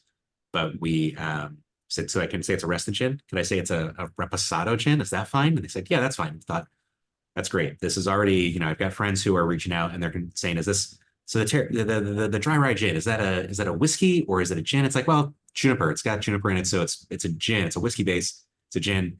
You know, I can't call it a barrel aged gin, but we can call it a rested gin. We can call it a reposado gin. Great. You know what? This thing's already completely confused. Let's just go ahead and spin that one up another step further. Let's make this even more confusing and just enjoy the space. I love a good gin ski agave spirit. Exactly. But before we start dropping like flies, Sanjeev ran off. I invite everyone to turn on the camera and raise a glass. I want to say thanks to Dave for spending the evening with us. Thank you all for being here. We wish you only the best at St. George. We hope you'll do us the honor of coming back and tasting us on other things and sharing more knowledge and wisdom with us. But cheers to you. Thank you so much, and smile to the camera. Beautiful. Cheers. And I'll just say thank you all. I really appreciate y'all's taking some time to just taste some spirits with us. And it's amazing. I really appreciate you all your willingness to just listen to me prattle on and share some spirits and understand again not just how we make something, but most importantly why we make something. This is how we try to communicate. This is how we try to share something of ourselves. This is how we try to create our art. And so it's a lot of fun to be able to just dive into gin as a sole category. I'll also make the argument that as we've explored this, you can't get to know someone just by one topic of conversation. Part of the reason that we have a really diverse portfolio is because we want to express ourselves and showcase ourselves and communicate something more with that. And so it's why we work in so many different spirits. We like to joke that we have more spirits than team members here at St. George, and it's pretty close to true, actually. Tony went in for tonic. Tony, what's your tonic of choice?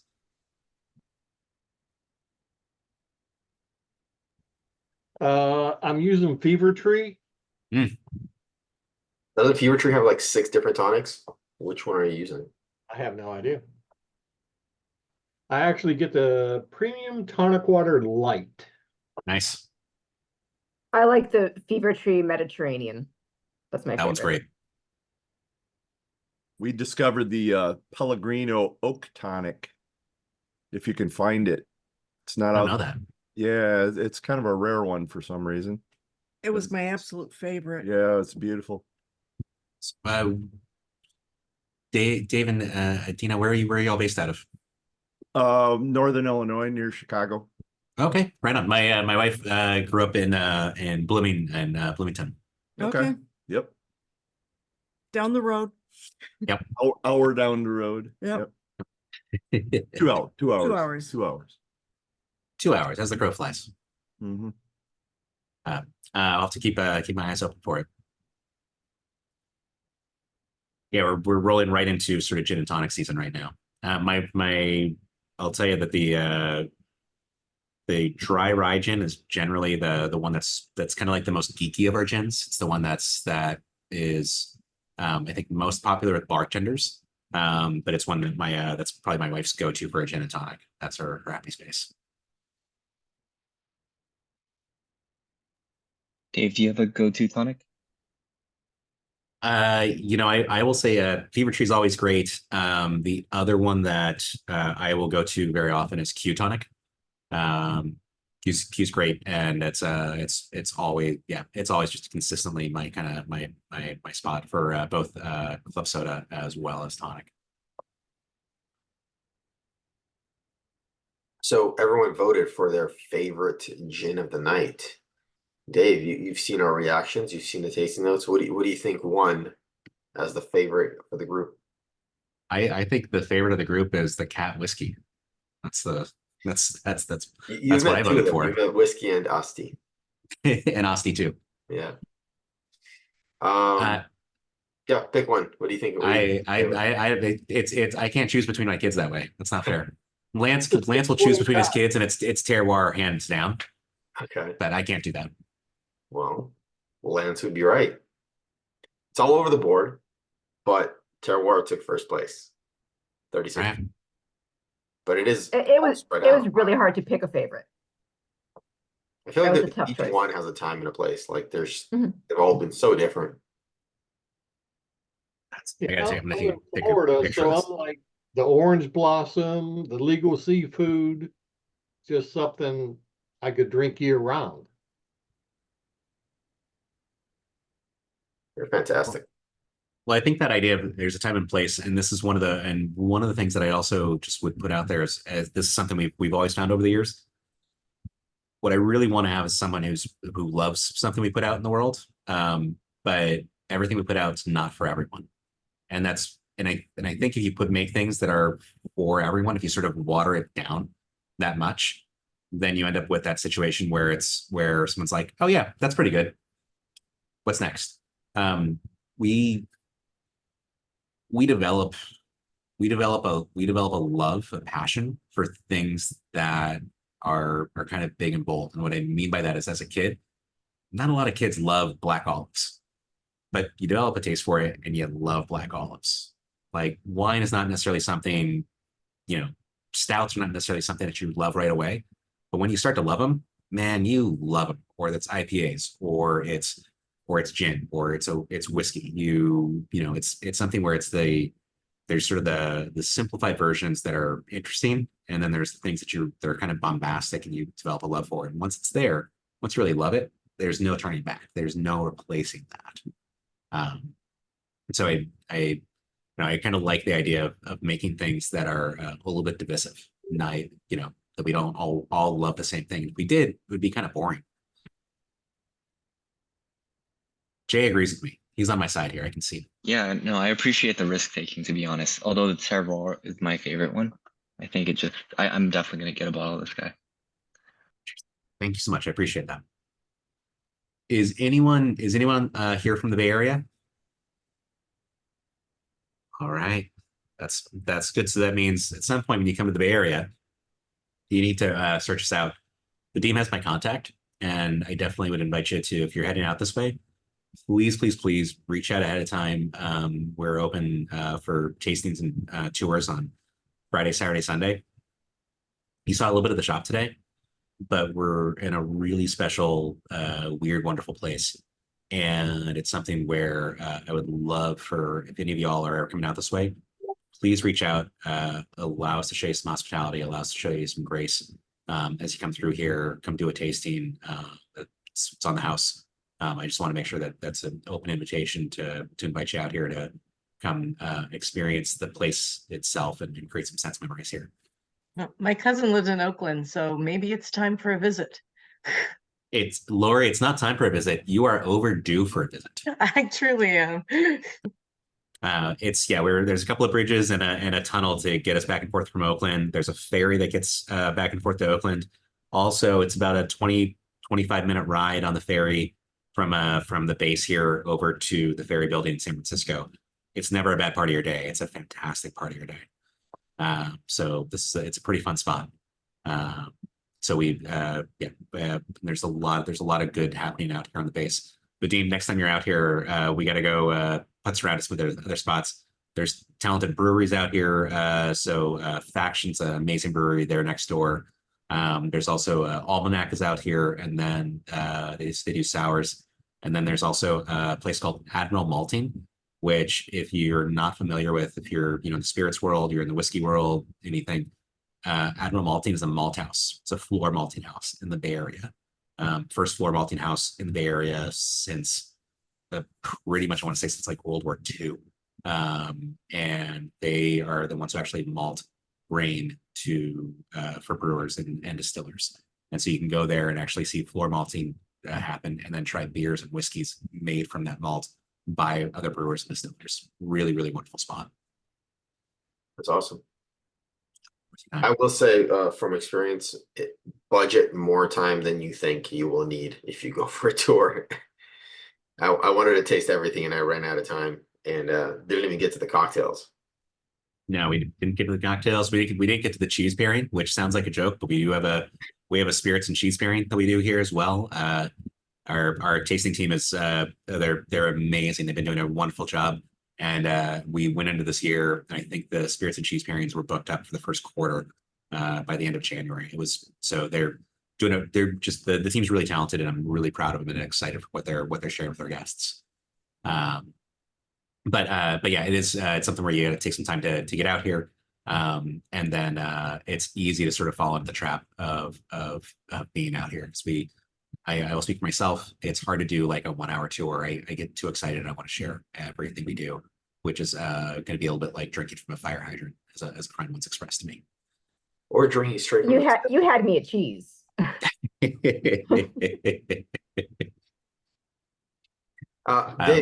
this has been kind of rolling around my brain. Is there a story behind these bottles? Because they're awesome. These have been one of the most comfortable bottles to pour from. They're like, they remind me of old school apothecary. Yeah. Apothecary bottles. Like, they're awesome. Yeah. This is a unique design to you guys. I don't think I've seen it anywhere else. So I no, thank you. These bottles we were among other things, we were the first commercial producers of absinthe in North America, and our absinthe, we released it on December 21st in 2007. And the first time we used this bottle, it's called the Apothecary bottle. It's made in Europe, and we used it for our absinthe. And we couldn't afford to do. You see a lot of custom bottles today. We couldn't afford to buy our own mold and do a custom bottle. It just wasn't on the plate for us. And so we went with this bottle and loved it. And it's kind of funny. It's now become something that's other glass producers are producing bottles similar to this design, and it's called a gin bottle because we put our gins in this bottle. It's something where there was an article came out on April 16th, so just about a week ago, and it was in Food and Wine, and it talked about the 4 main types of gin, and it had these representations of each bottle that showed here's Beefeater, here's Plymouth, what was the other one? Beefeater, Plymouth. Heyman's Old Tom, and then it was very clearly the St. George Terroir. And they were sort of representations of bottles and the shape and design of the 4 main types of gin, of like, here's a here's a London Dry style, here's the iconic, London Dry, Plymouth, here's an Old Tom, and then here's sort of the New World West Coast gin. And it was the St. George Terroir gin, but it's that bottle. It's something where hopefully what we're doing is iconic in that way. And so that bottle's kind of become part of our signature, something we really want to make sure that as you see it, you recognize it. You may not recognize what the bottle is or the label, but you recognize and you think, oh, that's St. George. Those idiots do something fun once in a while. I should see what that is.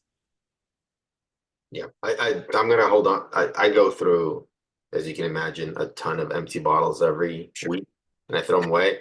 I'm actually holding on to a couple of these to make pre-batched cocktails, just because I like the shape and they're easy to pour from, and they're awesome. So that's something. Let me know if you need some more. I got your back, my friend. Appreciate it. Thank you. I'm thinking of the one you suggested with the lime. The what is it? South side. Have you ever tried clarifying that? I haven't. I would not be against it. I'm confident that would be an absolute win.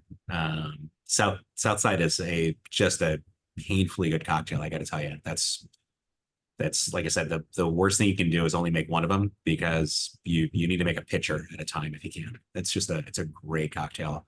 Definitely a crowd pleaser. Awesome. It seems pretty simple, and I have fresh mint in the back. There's something really exciting every time that if you make a drink and you share it with your friends and family, like that's really, really exciting. But if you actually can use, like, it's even for, like, it's a meal, it's a cocktail, but I'm using something from my own garden, I get to share that. It's so much more intimate. It's so much better.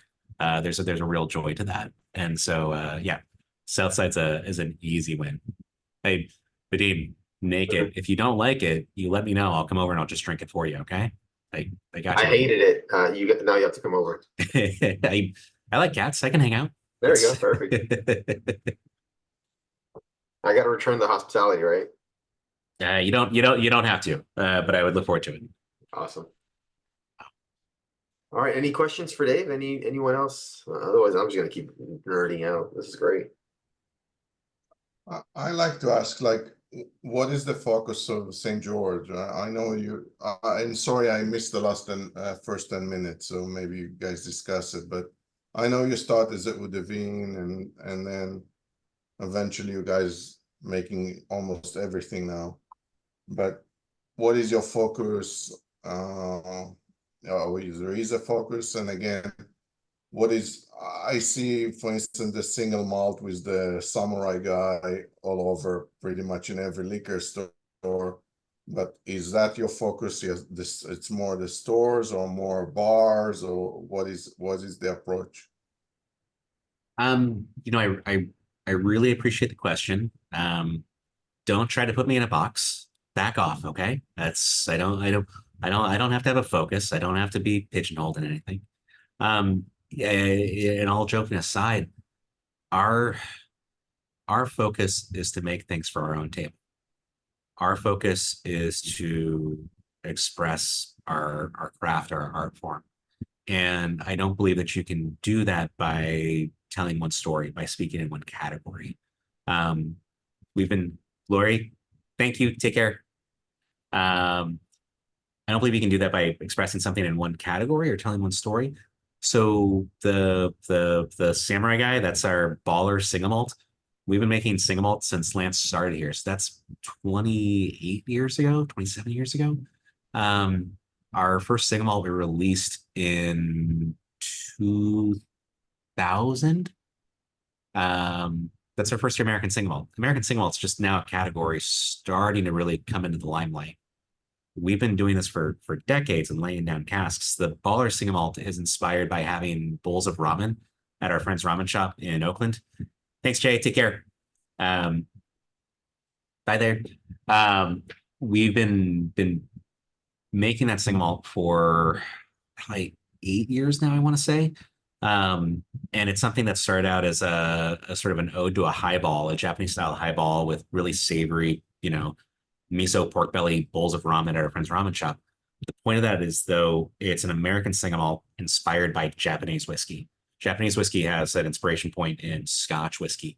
And it's something where, as we started to explore that idea and what we wanted to say in that world, it started out as a single cask for our friend's ramen shop. It started out as 50 cases. And then the shop highball became a thing there. And we went from 50 cases to 100 cases.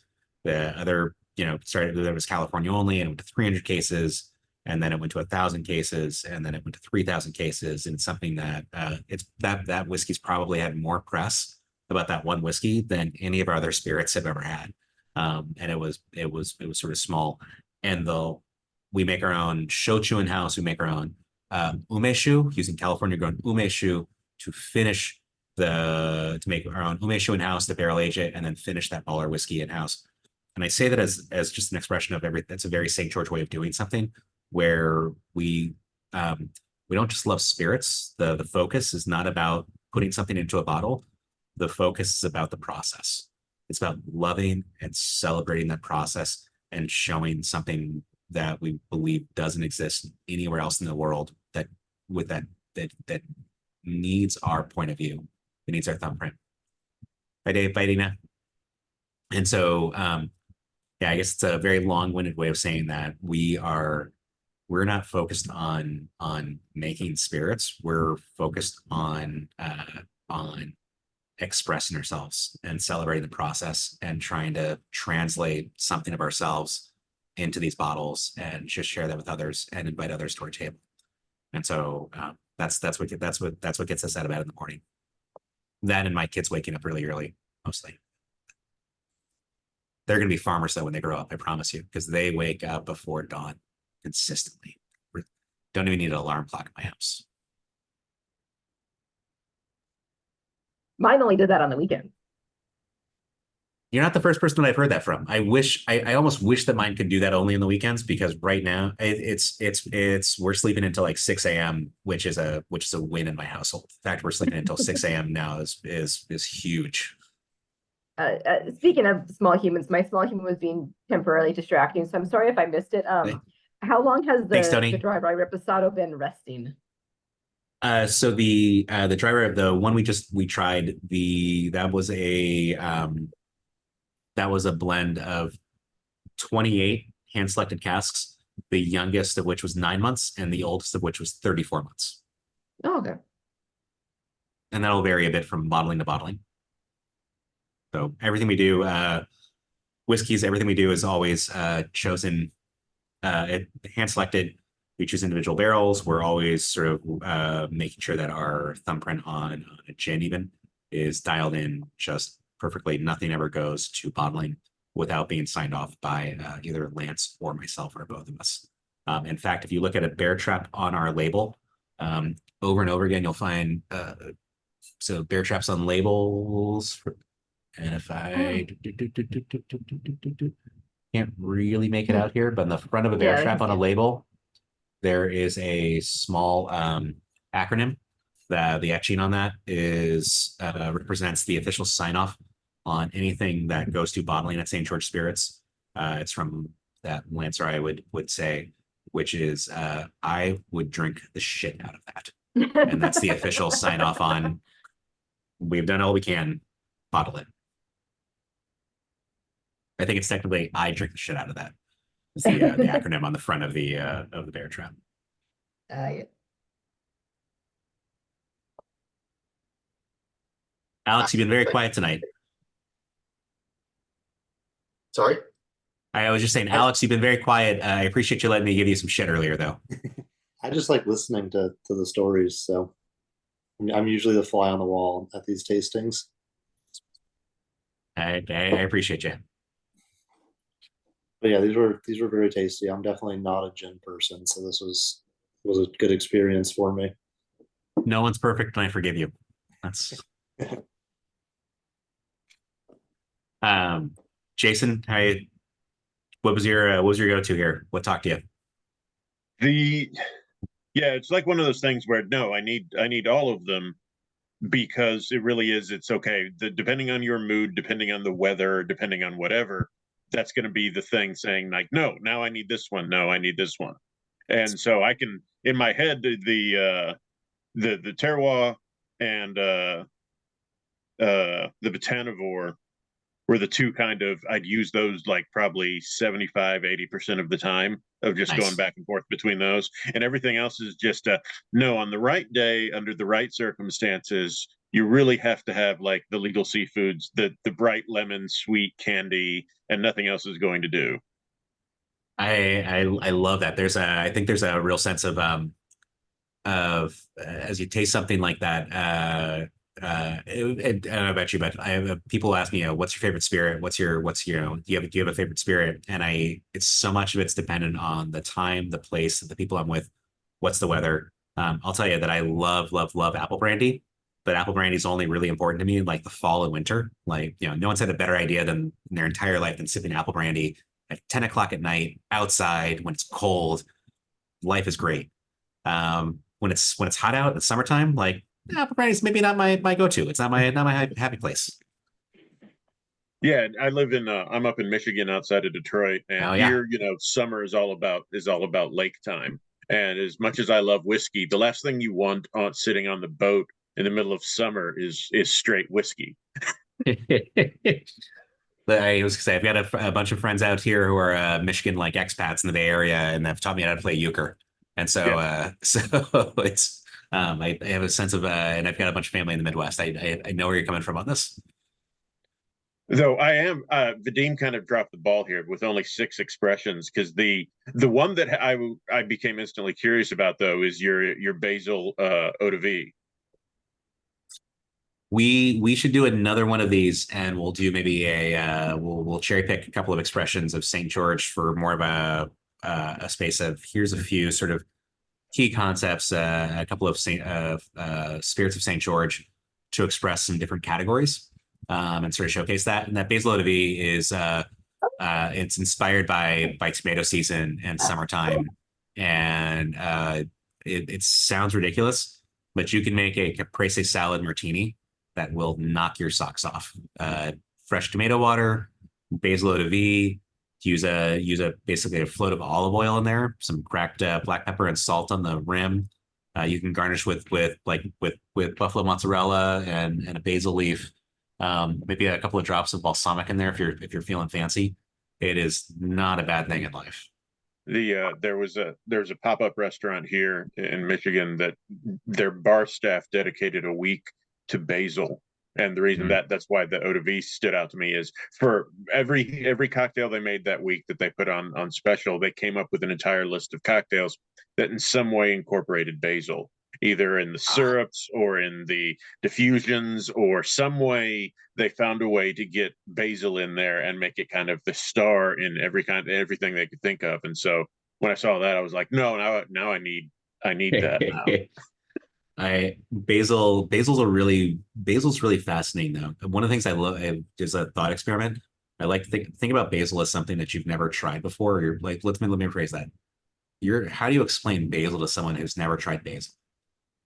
Like, what do you describe that as? How do you find that? And I love this idea because you can break it down into its components and you can describe something that captures aspects of it, but it's really hard to get it's a great example of like 1 + 1 = 3. If I break down basil, I can say there's an anethol kind of licorice character. There's a touch of clove. There's an earthiness. There's like a minty menthol character. There's a touch of cinnamon. You can start to break these pieces down. And then if you look at different types of basil, you can look at that as purple basil. Well, there's a lot of cinnamon in purple basil. Thai basil. Well, that anethol character is dialed way, way, way up. Genovese basil has the sweet basil has that anethol character kind of dials down, but it's a little more balanced and equalizer. But it's something where it's like we can talk about basil, and what basil means to one person might not really mean the same thing to someone else. And everyone can recognize basil, and it's something that's really hard to describe. It's really hard to capture that as a complete thought from beginning, middle to end of what basil is. And that's just one beautiful botanical ingredient. That's just one that should be pretty simple. And even basil's not that simple. I mean, that's kind of amazing. There's so much fun space to explore there. Sorry, I get a little excited about these things. I apologize. You're in the right group, trust me. Yeah. But Vadim, you heard the man. He wants to do another tasting with us. Come on. Yeah, Vadim, go find me a couple bottles of the basil. They don't sell it in Michigan. No, I don't want it. Yes, you do. Jason, that sounds so cool that they did the whole thing. Like, I love that idea. That's fun. That pop-up place is, well, it's just, you'd think, the theme for the week is basil, and that sounds at first it sounds ridiculous, and then you're like, no, they had a blast. Like, they went nuts. Put me in, coach. I hear that. I'm thinking like yes, bring it on. Show me what you want to like. You want to run out a whole week on basil? I like, even if you're excited and inspired by it, that has to push some boundaries. Like, you've got to get weird at some level. You got to go explore some ideas. That's awesome. And I've put basil in cocktails before, and my friends have gone, "This is really good. What's in here?" And I'm like, "You're gonna be mad if I tell you." It's basil. Basil? That's it? And I said, yeah, well, that's not just basil. But at the same time, like they gave me things so they tried, everything they could think of, but underneath the bar, they also had the stuff they tried. They were like, "Oh God, no, this was awful." And I was like, "No, let me try some of that. I want to try that." Oh yeah. One of our team members had a cocktail earlier today that they've been working on, and it uses our basil eau de vie, so which is basil brandy, so white wine brandy along with Thai basil and Genovese basil that we distill. And the goal there, the thing they're chasing down, is to make a bowl of big pho in a cocktail format. And it's you think about all those characteristics and like, sign me up, put me in. That sounds exciting and weird and fantastic in all the right ways. I'm gonna need to play with the caprese cocktail idea, because that sounds just amazing. Little mozzarella ball floating in my martini glass. And fresh tomato water, if you can, in tomato season, fresh tomato water. What the heck is screaming? What is tomato water? It's the juice from the tomato when you like squeeze the tomato. It's like rose water or any other water, but you make it out of the tomato. So like you could do a tomato water of like, like here's tomatoes, slice them up, put them in the colander, and then collect all the liquid that drains out of that. That's your tomato water. And so Okay. you could use that as sort of a counterpoint. It's something that helps to proof down the spirit at that point in the cocktail. In a few months, I'm gonna have more tomatoes than I can manage. I'm coming over. You know where I live. Literally. You know where I live. I have everybody's addresses. I mean, we get into the summertime and tomatoes, like there are some you a tomato is so out of season. A tomato is so disappointing because you know how good it can be when it's in season, when it's perfect, when it's like candy. I mean, Yeah. My daughter, she'll just go in the yard and just get the cherry tomatoes and just stand there just and eat them right off the plant. I still have a couple of cans of tomatoes that I jarred from last year, and they're nice. They're so much better than anything else you can get. My farmer's market had so many heirloom tomatoes that they gave me a box of them, and I dehydrated them. Oh yeah, in like slices, and just made essentially sun-dried tomatoes. It was awesome. Oh, that sounds fantastic. The sherry tomatoes on the vine now in Costco are amazing. Oh, yeah? They're like candy. Really? Like candy. It's good to know. I need to make my way over there again. I just bought a box today. It's my kid just take it like grapes and my oldest he we'll have to work hard on veggies sometimes, but tomatoes are like, I look at them and thinking like, that's actually kind of like a lot of acid. Like that's like, are you is that okay, kiddo? And you're just like nom nom nom nom nom nom nom nom nom nom. Yeah. Happy. Yeah, mine does the same thing. She'll stand in front of like, especially like the little yellow tomatoes. Oh my God. Yeah. Pop, pop, pop. I'm like, where did they all go? That was like $7 at the farmer's market. What just happened? Yep. Yeah. The tomatoes are technically a fruit, so that's why they're so sweet. They are. They're technically a fruit, and they're lovely, and they're remember the nightshade family. They're something that trying to play with the idea of distillation on them, and it's like they're not necessarily, they don't translate well, which is part of, it seems tomatoes are the inspiration for the basil eau de vie, because that's something that distillation can capture. We can express that it's inspired by, it's part of that sense of tomato. Tomatoes, I still haven't been able to crack that code. When is your pear brandy coming back? We will get some pear brandy back before this year is out. So late summer, fall, we'll get a little bit of pear brandy back out. It's been an ongoing process. But it will be out there. In the meantime, there's always the spice pear liqueur, which is our pear brandy and pear juice and Saigon cinnamon and clove and organic cane sugar. And then we also make sure that the acid is balanced in that with malic and citric acid. And all of that is it's pretty much like the holidays in a glass. It's like cheating on alcohol. Alcohol shouldn't be that easy to drink. So keep your eyes out for the pear brandy. In the meantime, just drink the pear liqueur, man. Get off my back. I'm drinking the coffee liqueur. Sorry? I said I'm kicking myself. I stayed so many times in the apartment complex in Jack London, and I never bothered to stop. It was a ferry right away. Come on. It's literally walk away, like, because all the bars and all the place will hang out. It was on the island, so I never bothered to think about it. But yeah, you were going over to like organizing a trip, so you were over on the island. You're going to like Lucky 13 and the other bars. Lucky 13 sounds familiar. What was the other one? I was saying I can list through a number of the bars on the island, but say you never call, you never write, you never visit. Come on. Shame on me. I owe you guys a visit. Bring it on. Yeah, we should be fun to try to organize a visit, get sort of a family field trip out this way.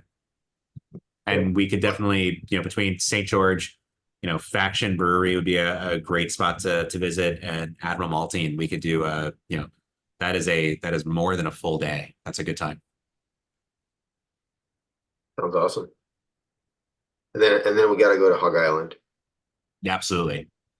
Lance's ratio for martinis to oysters are 1 martini to a dozen oyster every 20 minutes. Keep rinsing and repeating. Just keep running with it. On the It keeps them civilized for that period of time.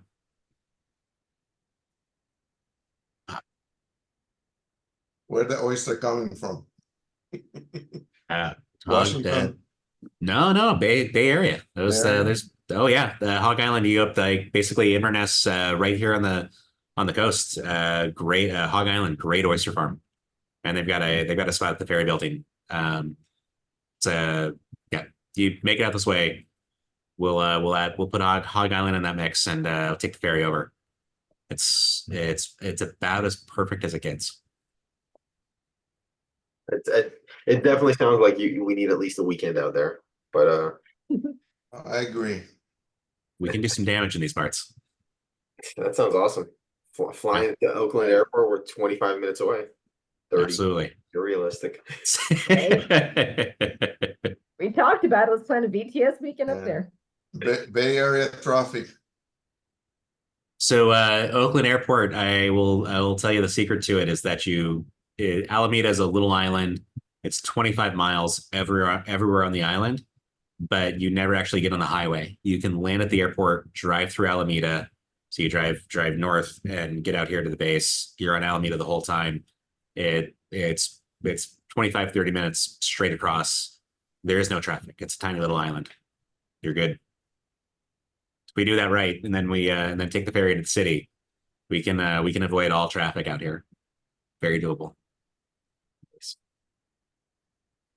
I know a thing or two about gin, spirits, and Bay Area traffic.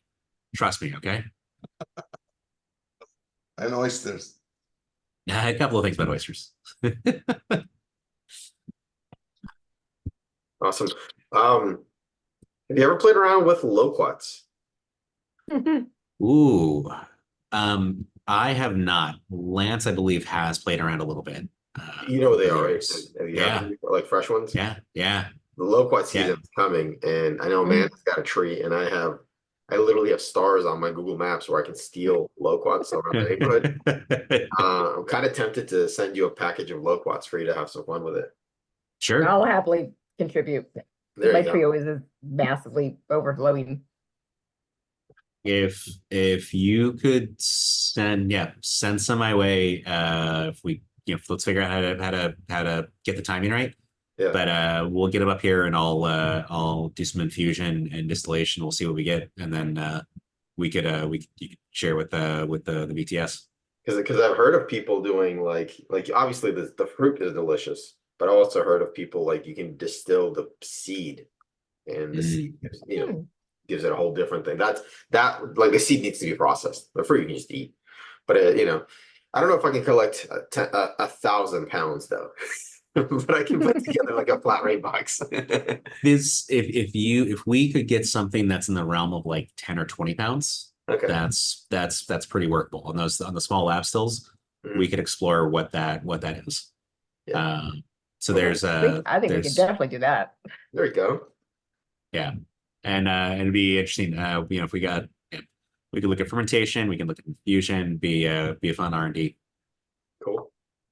It's fun. That's one of my favorite fruits they could never buy anywhere because they don't transport well, so it's almost never in stores. But that's one of the even the fruits that do transport well. Generally we've traded off the ability to transport that fruit for the actual flavor of the fruit. We've traded off this apple that looks big and juicy and bright and red for flavor and aroma and character. I love chasing down something that's a little more heritage in that sense. Something that's actually like this has got character. This is the more natural version of it.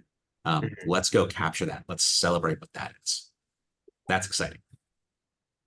With loquats though, the one thing that I have noticed even as early as this year is I picked two different fruits of two different trees in the neighborhood, and they tasted. I mean, you could tell they're the same fruit, but one was all sugar and no acid, and the other one was like it had like an acidic bite at the end. It was like sour, and they're totally different, even though they're the same fruit. It was really interesting. I would be really curious to. I mean, one obvious, might be actual the variety or something like that. That's right. Work It's there. different varieties, yeah. But I'd also be really curious about the way the sun's hitting that, where the shade is versus where the sun's hitting it, and looking at that idea of where that sugar and acid balance is. I'm pretty sure there were different varieties because one was bigger, Yeah. one was smaller, and like when Okay. I was looking into buying a tree, there's like 30 different varieties of locust. Yeah. Yeah, like there's like the white, yellow and the white, and the yellow and the pink, and there's different. Yep. Listening to Dave talk about the orange blossoms, it reminds me. So one of the local distilleries in Detroit, guy makes aquavit, Oh, yeah. and he's very particular about the recipe because he got it from his wife's family, and it has to use clementine orange peel. And you can't commercially just buy clementine orange peel, because if you just buy orange peel, it's every kind of orange and everything. So instead, he bulk buys clementine oranges, and there are Instagram posts of him peeling the entire load in bulk. And they're like, he's just feeding his kids clementines for like an entire week of, here, kid, eat this, kid. And he's like, my kids hate oranges now. That makes a world of sense. You have to go to a very zen-like place, just be peeling hundreds of pounds of oranges, and then I also promise you, you at some point, it's kind of fun, and at some point you realize like I didn't know that I had cuts on my fingers, but now the acid is telling me that I have cuts on my fingers that are like, oh, this is now far more hurty than it was at the beginning. Like this has gone from a fun place to a not fun place. He's like, yeah, he hates it, and he goes, no, it's going to be Orange Week, and every year there's an Orange Week because that's the only way, and that's what it takes. That's what it takes. And I'll say this about the wine industry as well. Even on those really hard, that's a really tough week in some ways. It's not tough. It's you're preparing yourself for it. It's a week, or it's a month, or it's 2 months, but it's not the entire year. And you're part of that harvest cycle. You're part of the agricultural cycle. You're part of the land. You're honoring that. This is the week where you can capture the best that those clementines have to offer. That's not every week. So you're sort of challenged to step up to the plate and honor that. That's special. That's not even though that's a challenging week. Not everyone gets the joy of and the challenge of that week. Is that Asti there? This is whiskey. Oh, that's whiskey. Sorry. sorry, whiskey. I apologize. Asti doesn't let me put her on my lap. No. Oh, that's the happiest cat right now.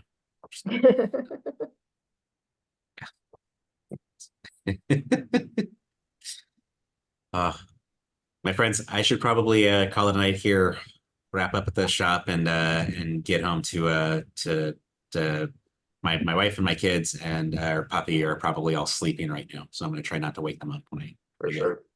Thank you so much. Need to try. Really appreciate it. I'm going to convince my kid to go to bed, which is an endeavor. It's prepare yourself for war, find your patience.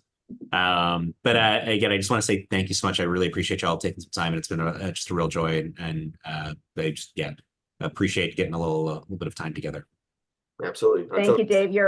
This was awesome. You're awesome. Gins were awesome. That's super kind. I appreciate it. Just happy to be able to be here and to share what we love to make, and grateful to have you all sit at the table with me. So thank you. Thank you. Cheers. Excellent. Looking Cheers. forward for you next time. Forward to it. Take care.